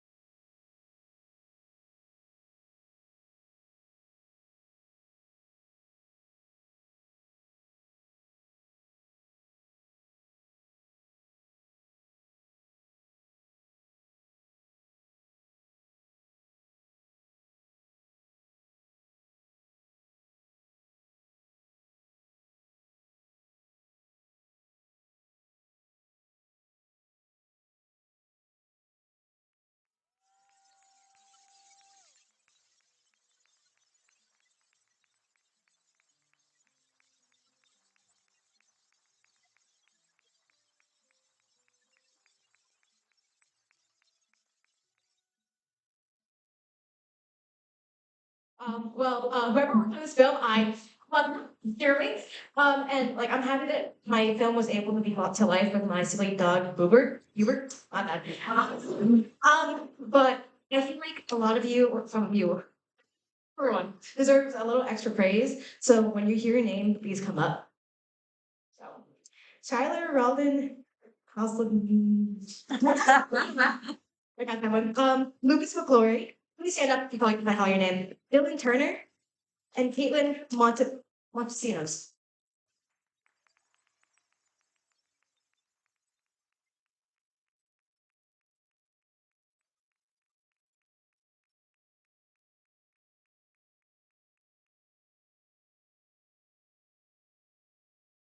To start, Tyler, he made the music. I gave him like, hey, use this. He went, I'm gonna do that music soundtrack. So I love you, Tyler. Lucas, thank you with all like because we're also English students, so you take like a lot of time doing other things. I'm so glad that you did this for me. Thank you so much. And Caitlin, I want to give you a big fat kiss on the lips right now. When I pitched it, you like drew something like, yeah, I like the character side viewer. And then you gave me like the most like amazing drawing ever of my beautiful dog. So you get the good award because you are the GOAT.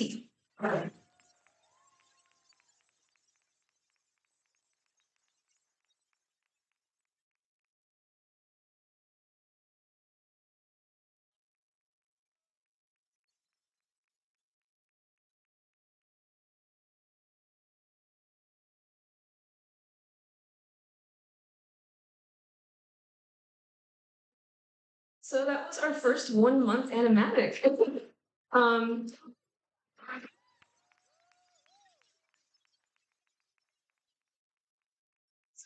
Essentially, as I said, it is a casual environment, and our whole purpose with the club as well, not only the 1 month animatics, is to show that anybody can be a part of it.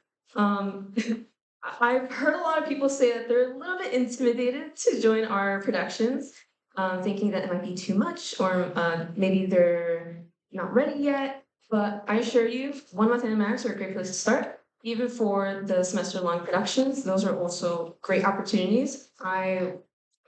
I really like to put emphasis on the fact that we are all classmates. I am literally probably in the same classes as actually a couple of our production members.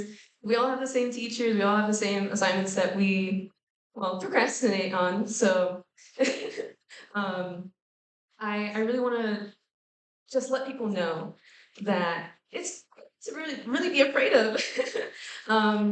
Because in short, being part of these productions in general, whether it's 1 month or a semester long production, you're still doing like such a great thing.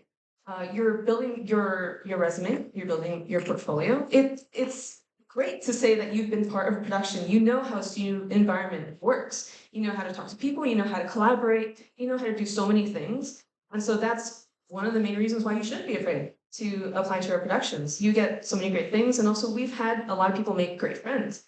I used to be an animator from our documentary. I used to be an animator, and I made a bunch of great friends there too. They're still my friends to this day. So I encourage you all, even if you are a little bit nervous to join, you can start in 1 month, or you can take a big leap to semester one productions. So I really hope that more people continue to join. We love to see new faces, and we love to keep seeing new faces.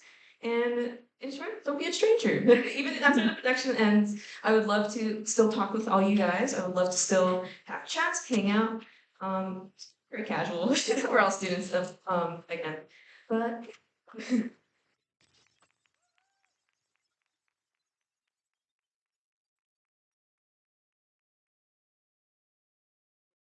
so to introduce our second 1 month animatic, which was made in March, it's called Heist of a Lifetime.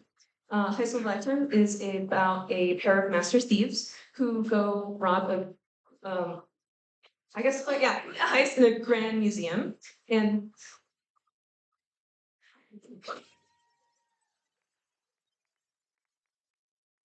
we come in a heist at a grand museum, and I'll let Christine take it away. She's our creative director.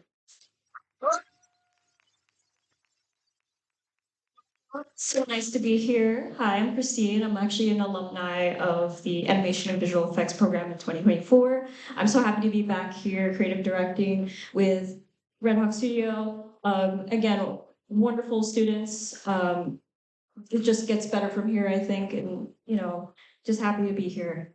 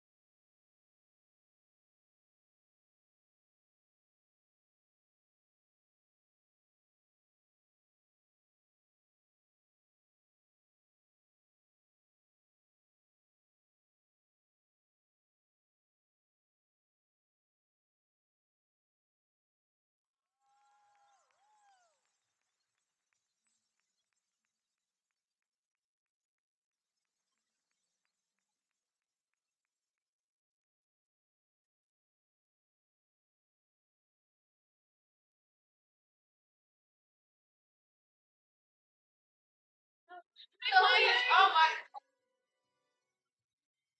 Wait, we have a surprise at the end. Surprise at the end.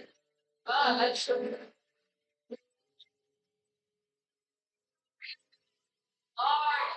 Woo!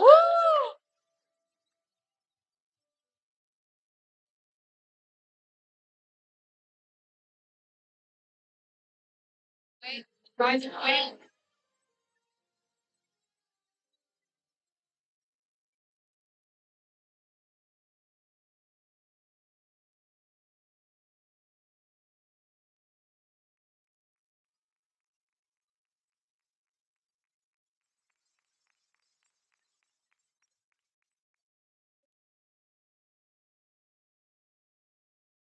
Did you guys enjoy that? Yeah.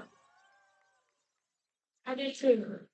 Well, um, here are the awards for this film because we had so many great artists. We just could not leave them without awarding them for their awesome work and excellence. So we'll be handing out the awards. Quite the list here. All right, so if our artists can come up to the stage, we have Christian Belize, Basley, Gianna,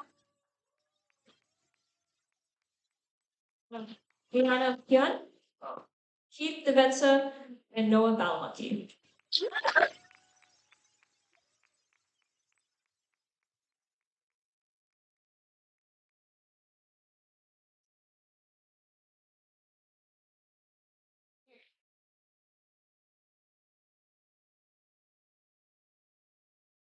Some people could not make it. Like for example, Noah, who is my composer, he is out in North Carolina and LA. Who knows where he's at? You did a wonderful job, so I will just congratulate him on my behalf, and we'll hold a medal for his hard work too. So thank you.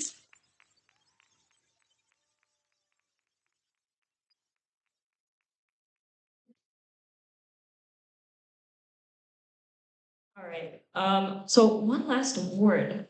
We have the GOAT, and it is Keith. Vincent. Yeah. Is Keith here? Here, how come Keith got the GOAT award? Let's give a little explanation to the audience why. Angie, if you want to take it away. So Keith was our lead scriptwriter for both Running Late and Heist of a Lifetime. He did a very fantastic job, and this film is a little bit out of like all of our ranges, but he really pulled it together, and we really do appreciate all of his hard work.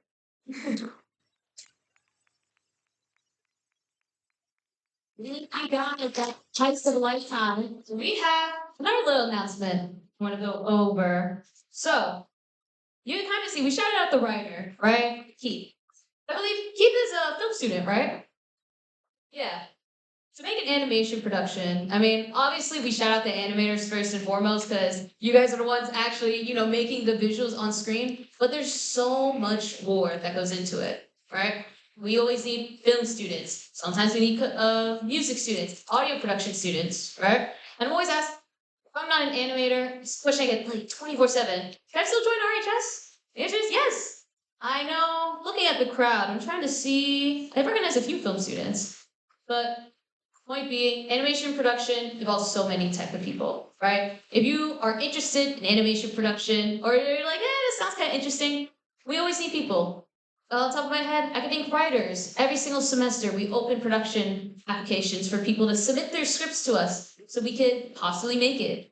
We have audio people who have make the SFX. You all heard the sound effects, right? You even heard the voice lines in Running Late, right? Like a little muffled. We need someone to go in the booth and record that, right? Sound mixers, voice actors is a big one. The next film we're showing has a lot of voice acting in it. I'm so excited to show you guys. But point being, not an animator, not a problem. We at RHS accept every student, regardless of your skill level too. We want to be able to see us all come together and make something great. But I'll keep that yap to that. We have one more animatic production to show you, and I'll let my two co-directors take it away.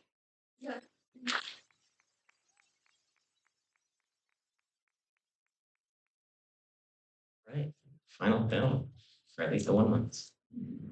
All right, so our final film is Train Robbery. It is about a scared teen who reads a bunch of manga, and he sees an old woman getting robbed on the train and decides that he's going to do something about it. This was pitched to us by our creative director, Jeff. He is an alumni student, as well as a stunt coordinator. So it was a very fun experience to work on the film side. I've wanted to do mixed with animation for a very long time. And the door's locked.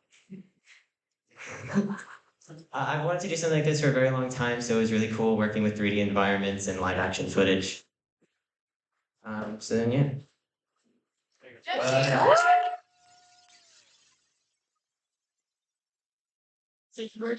Some words. Thank you guys for. So this production took place over. It was really hard to work on. It's very anime inspired. If you can believe it, there's a lot of fighting. Anyways, Jeff, did you have any words? Enjoy the movie.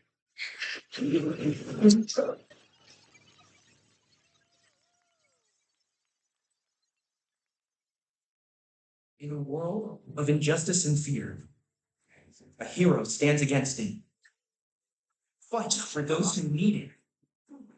They do everything for the good of the world. Anyone can be a hero. Anyone can change the world.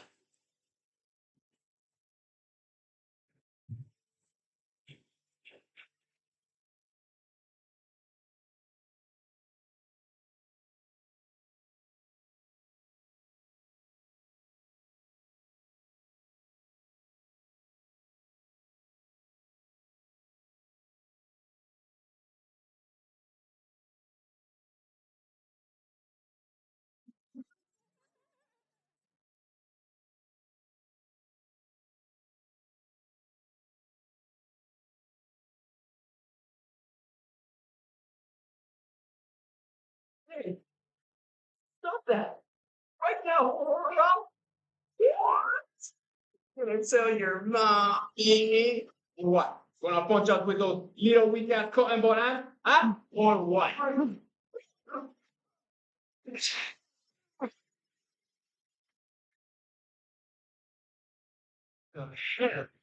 You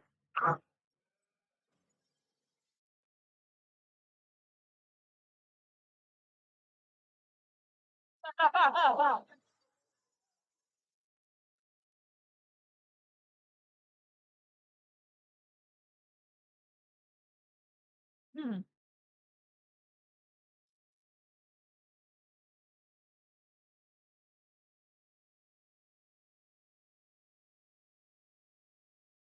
so still, kid. How about you try that on me next? Skill and safety this.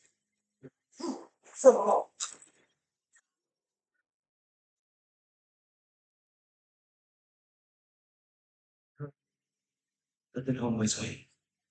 But they don't stop until it's over. Until they can't fight anymore. Is that all you've got? God!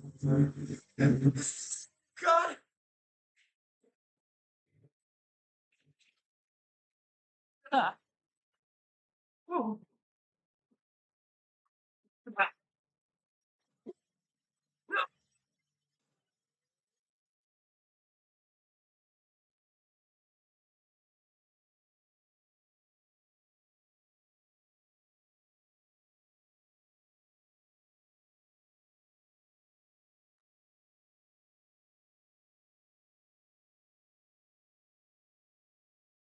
Not bad, kid. Not bad.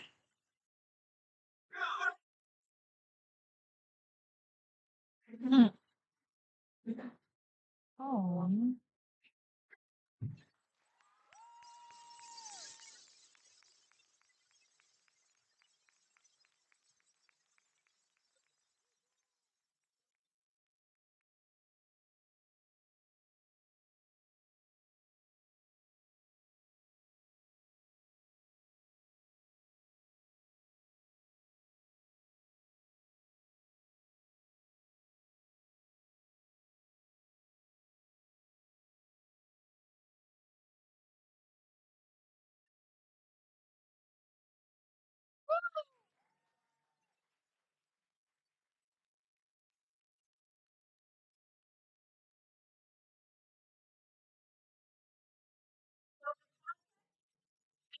an entire film crew actually choreograph all the choreography. You can saw live. This is a BTS look. But you see, it's BTS. Look at all the people that wear a ball. Well, I'm here today, but for the one that was, you saw them beat up Jeff. There was a great group. It was great to work with them. And this group. No.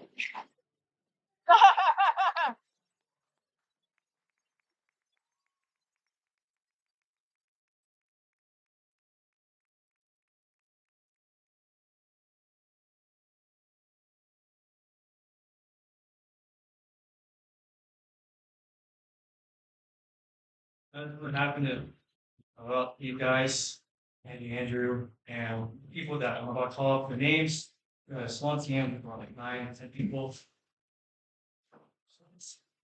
So the names are David McCoy. Stand up. No. That person, if you call your name, please come over here, get your award. Josephine Wazilia.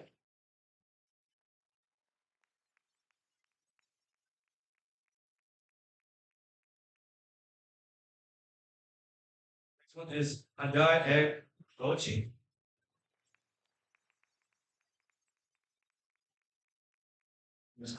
Next one is Alexa Perez.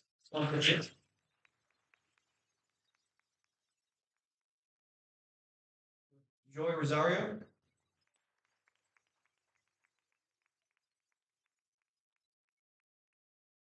Next one is Arturo Cordova.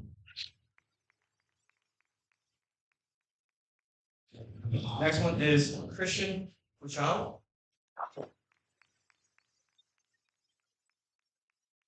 And for the gold award is Gavin Palona.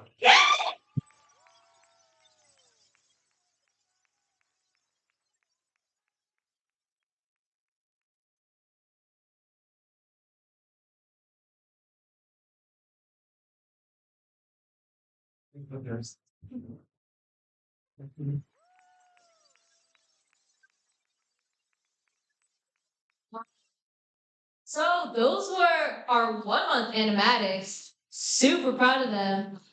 Ooh, you know what? Before we transition to talk about SLP, because that's what's coming next. One final clap for everyone in the room. Really great.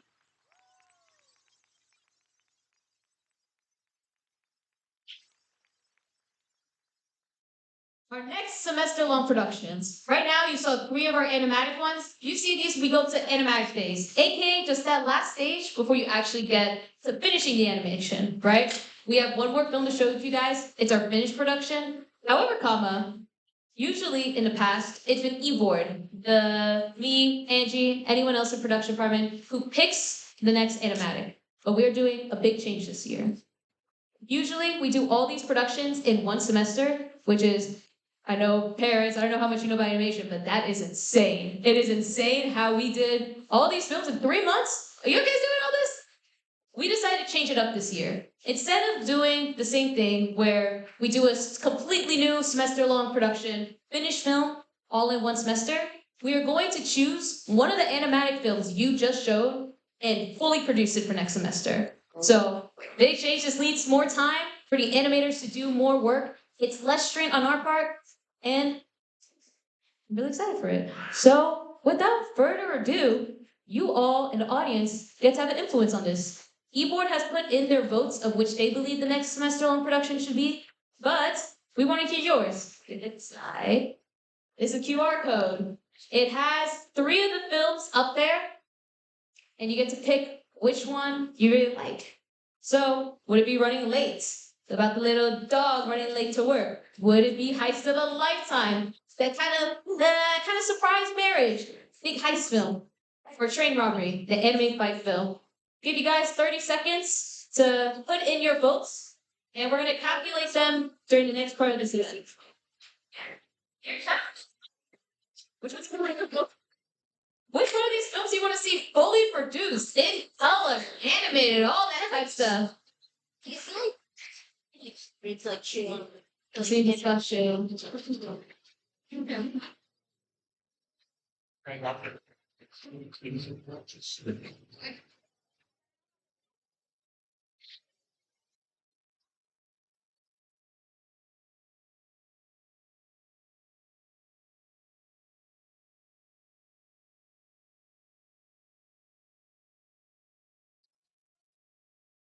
Here. Everyone get their votes in back up here. You voted? Which one you vote for? I'm curious. Ooh, like who rides the lifetime? Cause she did it. Ooh, we see Heist a lifetime. Ooh, what'd you vote for? Why'd you vote for running late? Give me a second. I can see that. I can see that. What'd you go for? Yeah.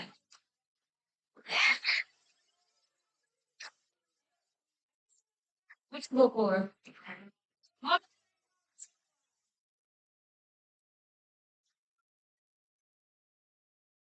Were you allowed votes? Cause, ooh, sounds like there's some competition going on. But we will practice results. We're gonna now move on to the next section, the final film. What is semester long production? Yay! Woo! I will bring one of my co-directors. So yay!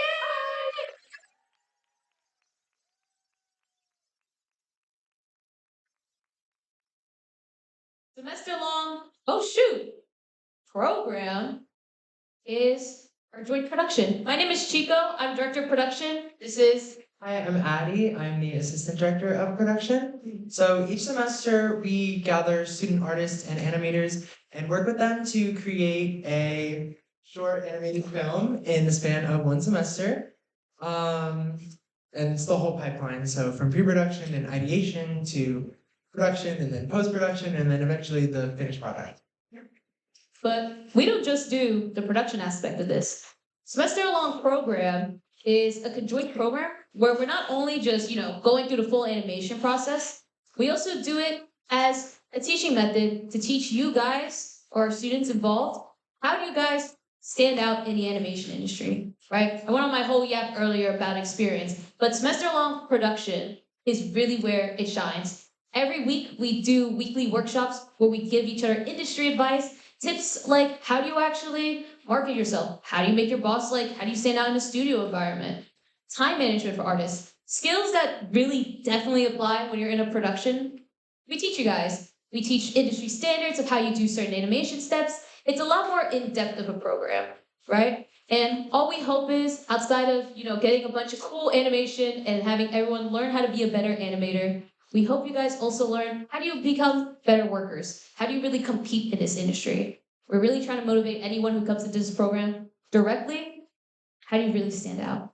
But without further ado, I'll introduce the one we did this semester. We did Dead Man Walking.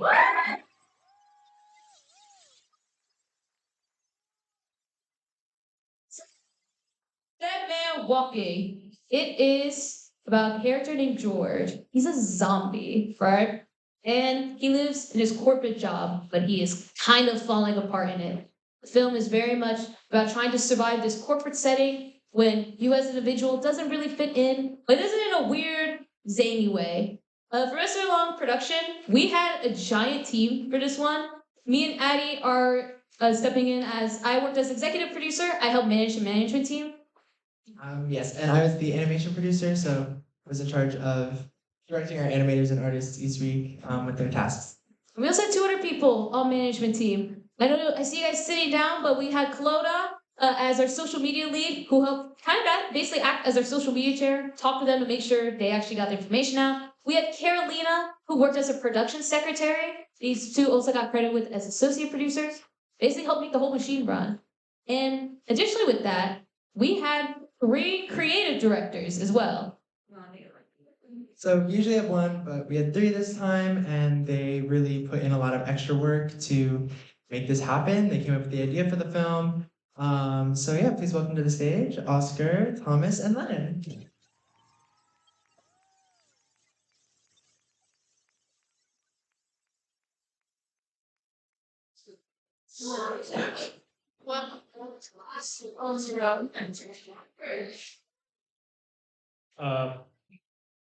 Hi, everyone.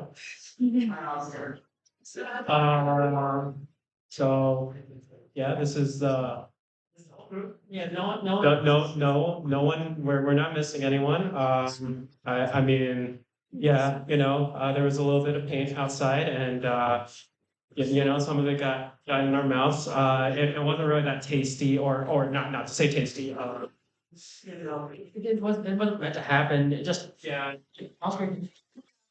Nothing happened. Nothing happened, right? Yeah. Right. Right. So we don't need to ask where Lennon is. We don't need to know where Lennon is. There's no reason to where Lennon is. Where's Lennon?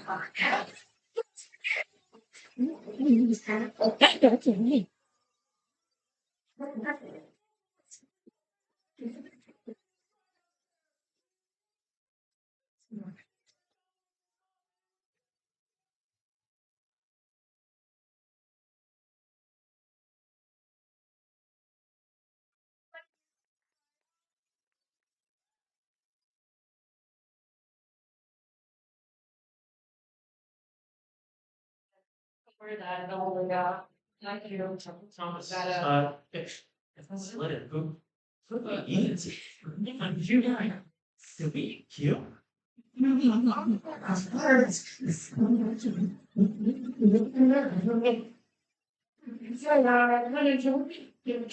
we just talk real quick and can we just we were just one moment at a time.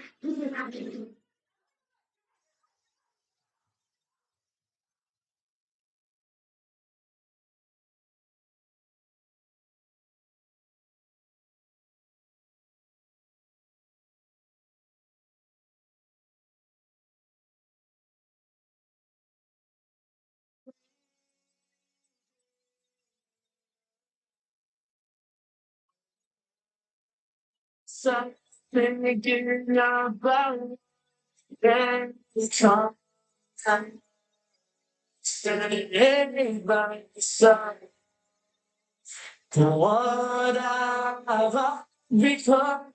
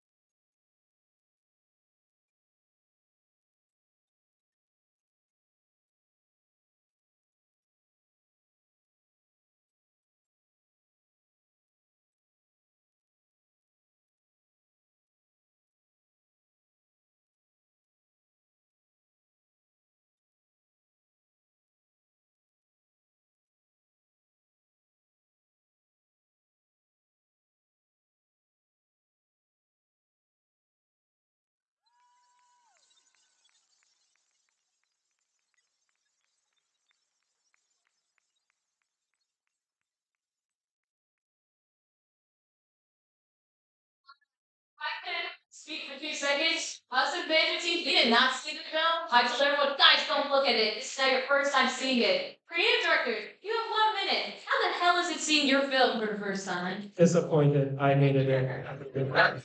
I'm kidding. I'm kidding. I just want to glaze every single animator, that every single editor, every single just person who worked on this. It all started when me and Lennon just like randomly came up with this just one Monday afternoon, and I'm just so elated, just so happy to just see the final product, and just thank you everyone for just working on this and just pushing us on through. This is just incredible.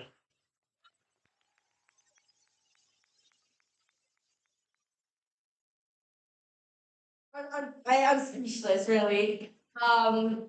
The most thing that I'm proud of within this production is just the team itself. Everyone that I worked with always shined in their own ways, and I've seen so much improvement within the very cast we had. Whether you were just there for one development phase or if you were there for the whole thing, I love everyone that was in there who was in this audience. You guys were goated, and this film could not have been made if it wasn't for you all. Like, I love y'all. God bless y'all.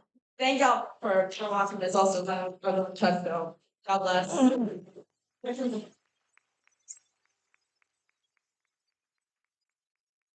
Me, I guess the most crazy thing for me is that I was on the other side of that for the last 2 semesters so far. I was in burnout production, so I know what y'all went through. This is so tough work. This is amazing. It went out beautifully. I said of all the things this is probably I know I'm not favoring. I'm not favoring it. This is my most proud part, and that's because I'm also the director. Sorry. This is amazing. You all did so great. Please stay with us. We want you. We want you. We want you. Yeah. All right. So without further ado, now let's start giving out some awards. First up. This is for someone who has been putting in a lot of hours, who has just shown just incredible work ethic and just workflow. We're going to give this one rising animator to Hajar. Come right on.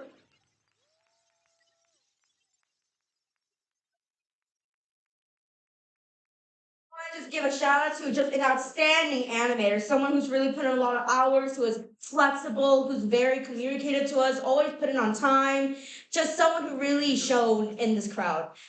Please welcome up to the stage, Natalie.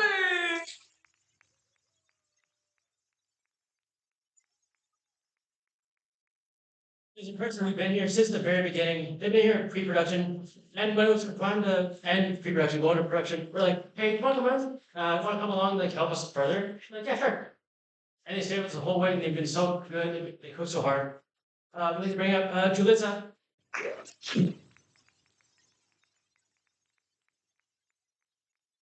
This next one, I just want to say the amount of improvement as they went along with their work is just mind-blowing. And if you looked at what they submitted on day one compared to what they submitted straight at the end, you would not believe the amount of growth we've done. So we are going to give this next award, Dedication and Improvement, to Nathaniel.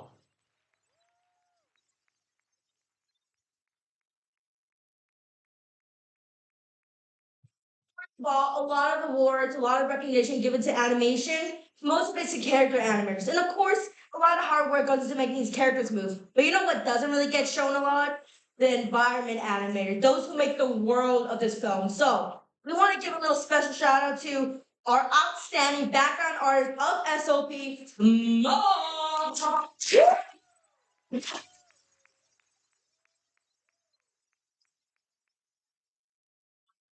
We have an amazing storyboard artist that worked with us at the very start as well. They handled one of the most complex scenes in the entire film. The very end scene, we all love so much. We all love eating people, of course, as shown here. Brittany Tran. Me? I'm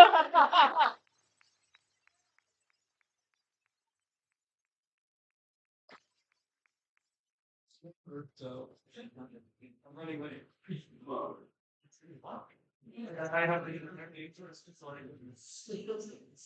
So yes, thank you so much, not just to the animators but for everyone who came here just to see us. We really hope it resonated deeply with you. If it did not, then there's one person who said that they will kick my butt. If not, so I'm praying that it did.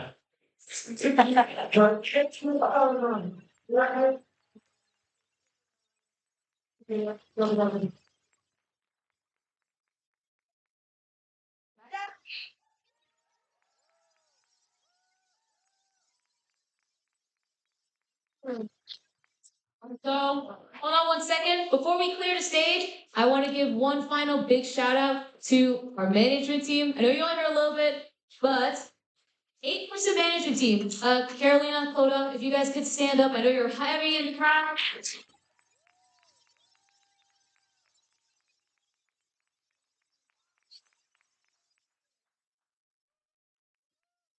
Went a lot more smoothly. It's honestly probably one of the best looking productions we've made. And it's all thanks to the hardworking managers who every single week put so much work into it. So I just want to give a quick shout out. All right.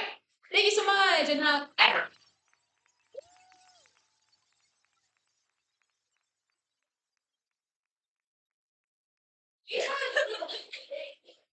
people in the audience, you saw us like puddling around a little bit. We have a crazy announcement to make, right? So, guys, before we get to the legacy shout outs, we are going to talk about next SLP, right? We have just counted the votes, and it is a very even split.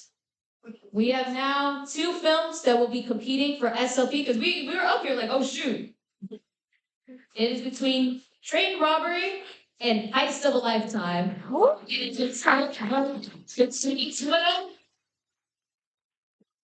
We are going to do another vote. We have to figure out a way of how are we going to between these 2 films because it was a very even split between them. So more on that later.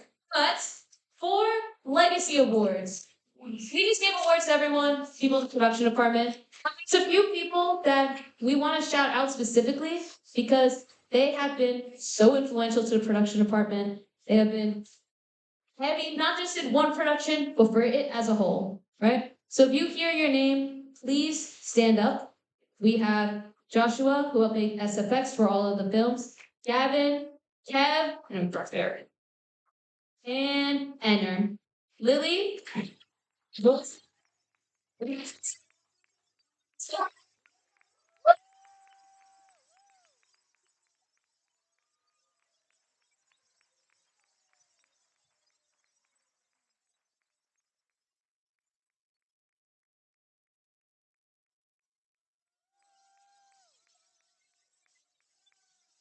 We also have David, audio producer. I think he's here, but I'm gonna give him a shout out.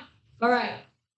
Quick little rundown, because you haven't met these people. This is Kev. He has been our editor since the start of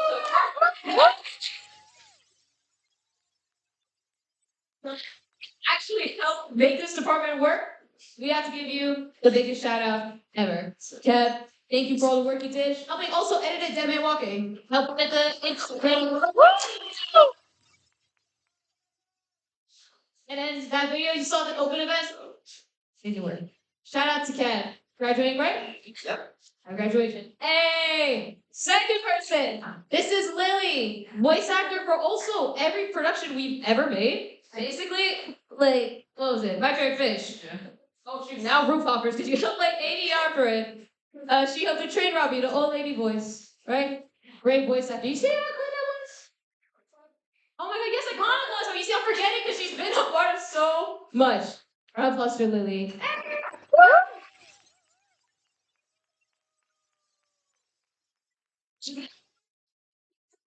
Yeah, you can hear like half the crowd giggling because they know. And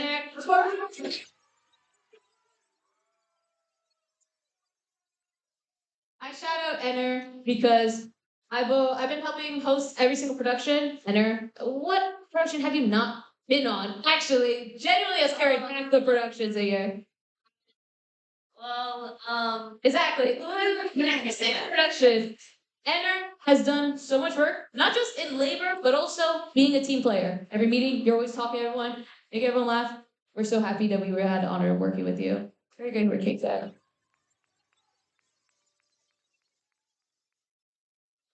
the 1 month animation crew. Joshua helped make the SFX for all of the 1 month. Basically, all the sound effects you heard.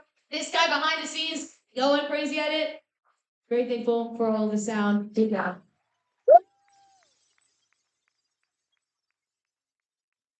To you guys after that personal ones. That's for a thank you. All right. Thank you guys so much. And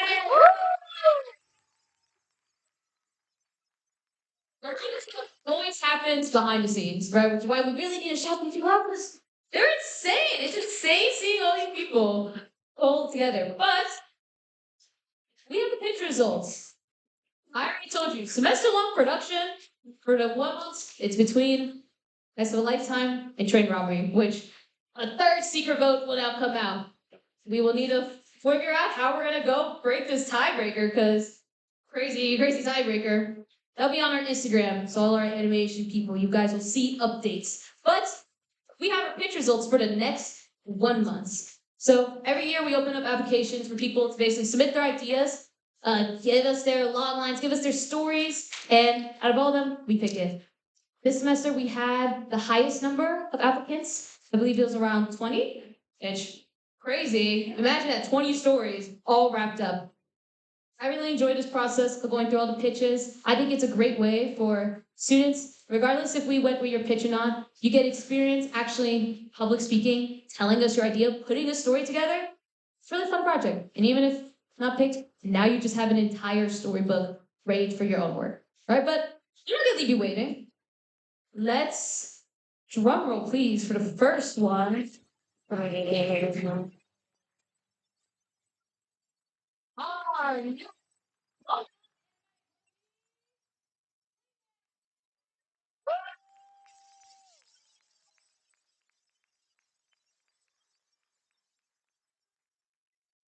Into the crowd, but I will speak on Jackson's behalf. Is not here. Oh wait, yes you are. Come on, man. Yeah. Woo!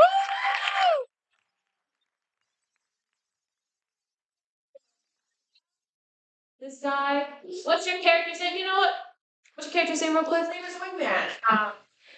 He's basically so he's basically a superhero sidekick, and he really wants to be the star of the show. But he's kind of a little incompetent and naive and overconfident. So the story is more about like realizing like what his capabilities are and what he can really do aside from like just superhero stuff. Yeah. This pitch really stood out to us. Okay, yeah.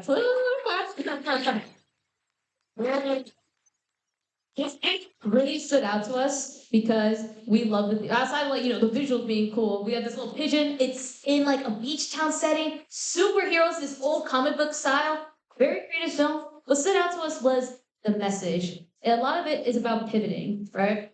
You may have this passion, this dream project that you want to go into, the dream role, but sometimes it doesn't work out. This film is about pivoting, finding new ways to still stay in your passion, even if not completely working out how you initially imagined. Thank you, Jackson. We're so, love you. Think we're so excited with you.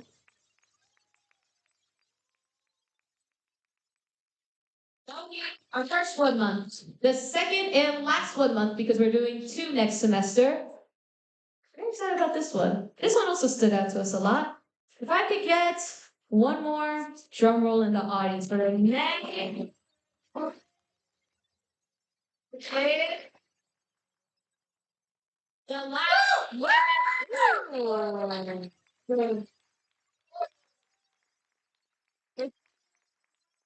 No, he's sick. No, David. Here, I'll speak on his behalf then. So David is one of the screenwriters. They helped write Train Robbery, and they also helped write one of our previous productions, Iconoclast. This is The Last Mammoth. It's a film 100 years into the future, talking about these 2 people finding one of the last mammoths, and it's a really big conflict of, do we kill the last mammoth or do we try to save nature, right? Very beautiful, visually stunning film. You can kind of see it uses a lot of empty space, but what really stood out to this one was the writing aspect of it. David is a senior film student here. They're graduating, so they're in our alumni.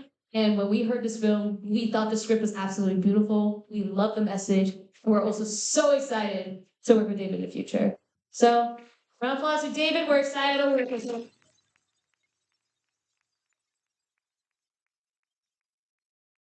And we gotta deal with the next SLP. In a new book coming soon. But, yeah, new book coming soon. Our final little production announcement here. If Angie, you want to join me on stage, because this is also the end of our program. So, me and Angie are co-directors of production, right? We don't just stand on stage and yap about like, oh, yeah, we love everyone. We run the entire program, right? We both share basically custody of it. I help run the logistics aspect. I help set up the structures for it, as well as SLP. Angie handles more the creative side of the studio, helping, talking with all the artists, writing all these 1 month productions. But we're both leaving our roles this semester. I'm currently graduating, so I'm out completely from Montclair. And Angie is moving up to a different e-board position, right?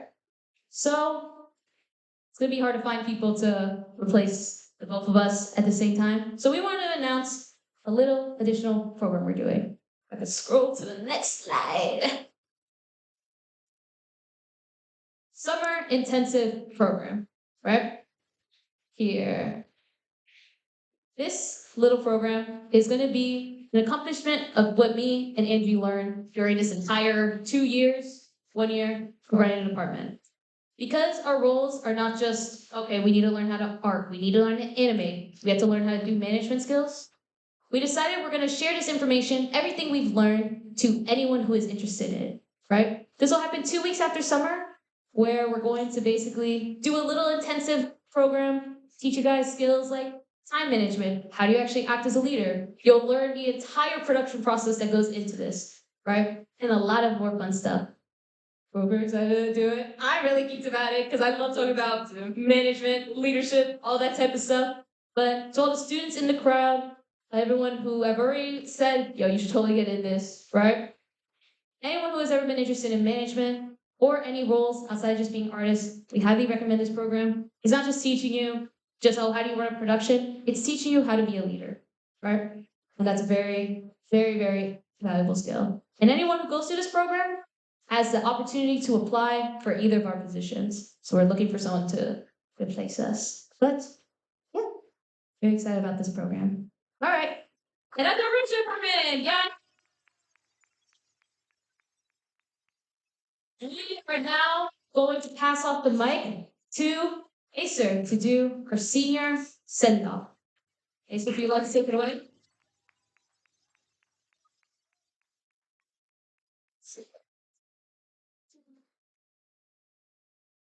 Hello, everyone.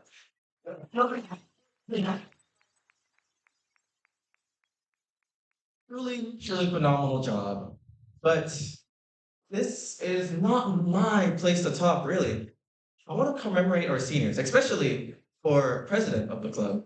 She is currently a senior and she's going to graduate this semester. I'm going to pass off the mic to Avery Tycho.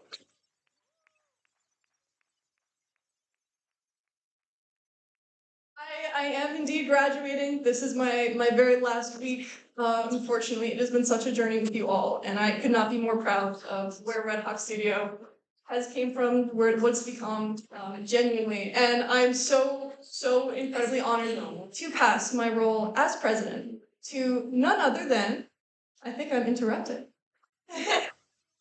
Lovely Angie Oskanoa.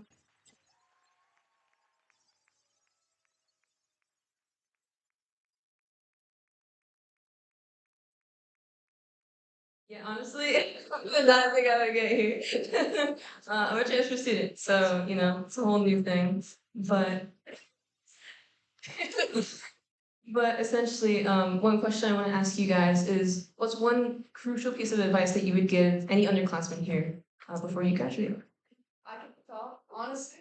Oh, thank you. If I could kick off, take as many opportunities for involvement as you can. Honestly, don't be scared to be involved. Talk to people, connect with people, learn with each other. That is so crucial to your development, both as just a person and a professional. And I really owe that owe my entire experience here to exactly that. So One piece of advice to give to underclassmen? You see, I thought like so much. I'm like, oh shoot, there's like so much stuff we learn in these positions, right? Like, anyway, we're running an entire studio. I feel like every single day I learn new lessons, things I wish I knew when I was a freshman. But I think the biggest one, which production members, I'm also talking to you guys, is learn about human lens versus production lens.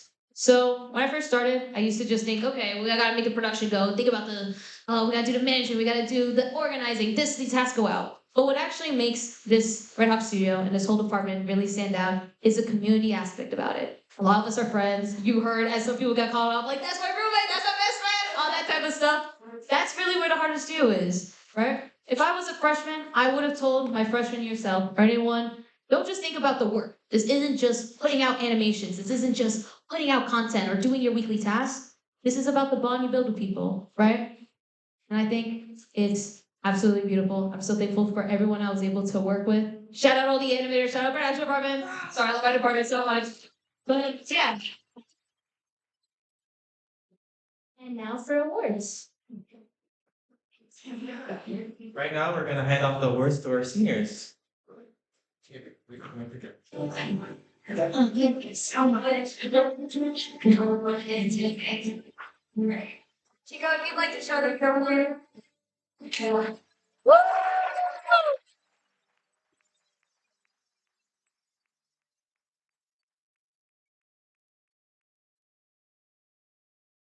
Two lovely people standing up here. What was I gonna say? Yes, they built the ground!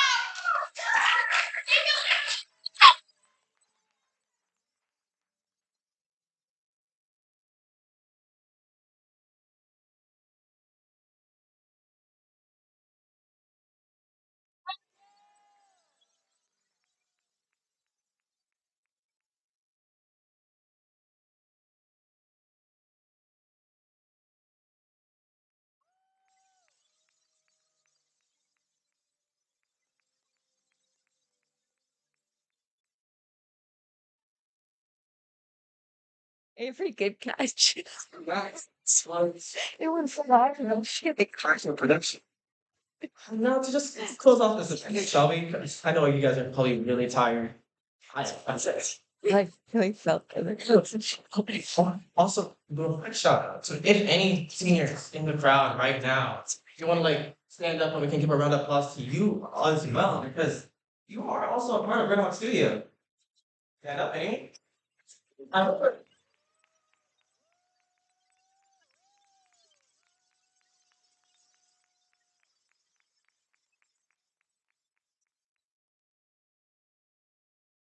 All the things made Red Hawk Studio. And I promise you, it all started with just students just coming together and just making it a reality. Truly. I'll make some little final words because, while yes, I'm the event coordinator, I make these events possible. I wouldn't want to take all the credits. It goes out to almost every single person in the e-board and almost every single member. I'll just be one person standing on stage if none of you guys showed up.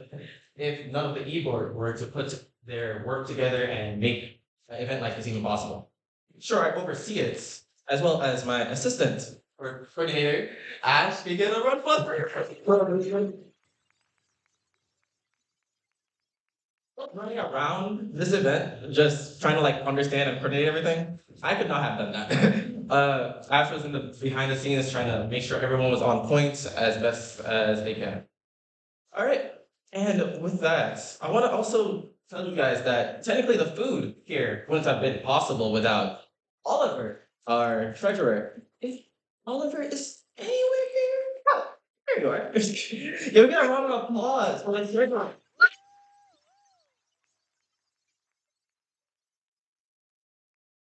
That lovely food outside. And then, obviously, we can't really have an event without content. You guys watched like a whole entire hour of just production and stuff that was all made in 3 months, basically. All of it, literally everything you've seen just was made in 3 months. Not many people say that. And a year ago, I could not even believe that even could happen. Like, imagine making 3 films, or 4 films, really. 4 films in only around 3 months. It took a lot of work. Oh wow, I saw them staying up all days and nights trying to make it work, and they made it work. And also production team in general, this is such a big team. Before last year, really, what was this? A smaller team, and they still made those work too. It was honestly incredible. And obviously, of course, you wouldn't really know that this event even happened without our social media director. Rihanna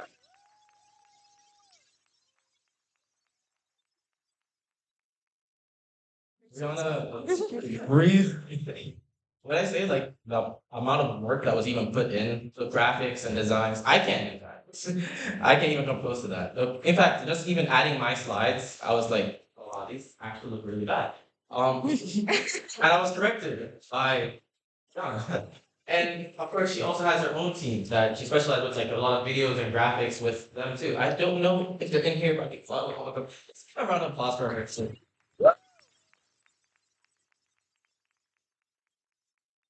of course. Notes could really be like really put together and everyone knowing what's gonna happen without the president always reminding us that we have a meeting every single week. But it was definitely important. So I know we give another round of applause to Avery. And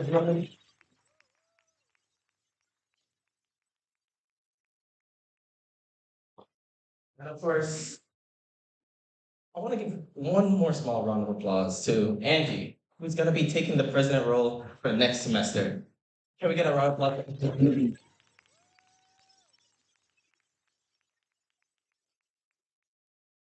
And finally, one more person that, by all technicalities, this whole club wouldn't have existed, actually.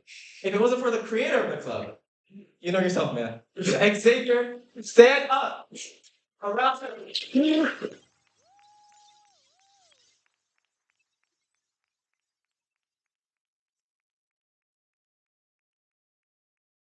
With that being said, those people and as well as the other board members that are not here made the many events and stuff that we keep almost every single semester. And we've just been having more and more events. I remember last semester I said I wanted one event for like every week, and technically we've made that happen. Every single week we've had either a bake sale, workshops, what else? Workshops, guest speakers, general body meetings, um, competitions, all of that stuff. We've been doing so much, and honestly, I couldn't have done all of that without every one of you. So give a round of applause for yourselves. Come on, man.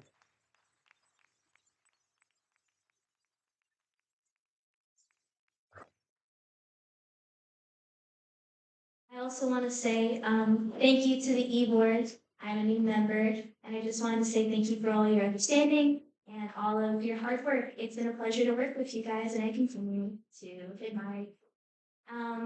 If all the e-board could come on stage for a photo op. Yeah.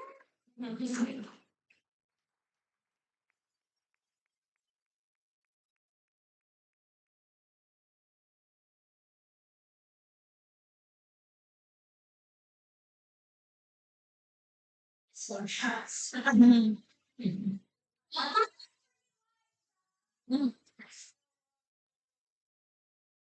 project.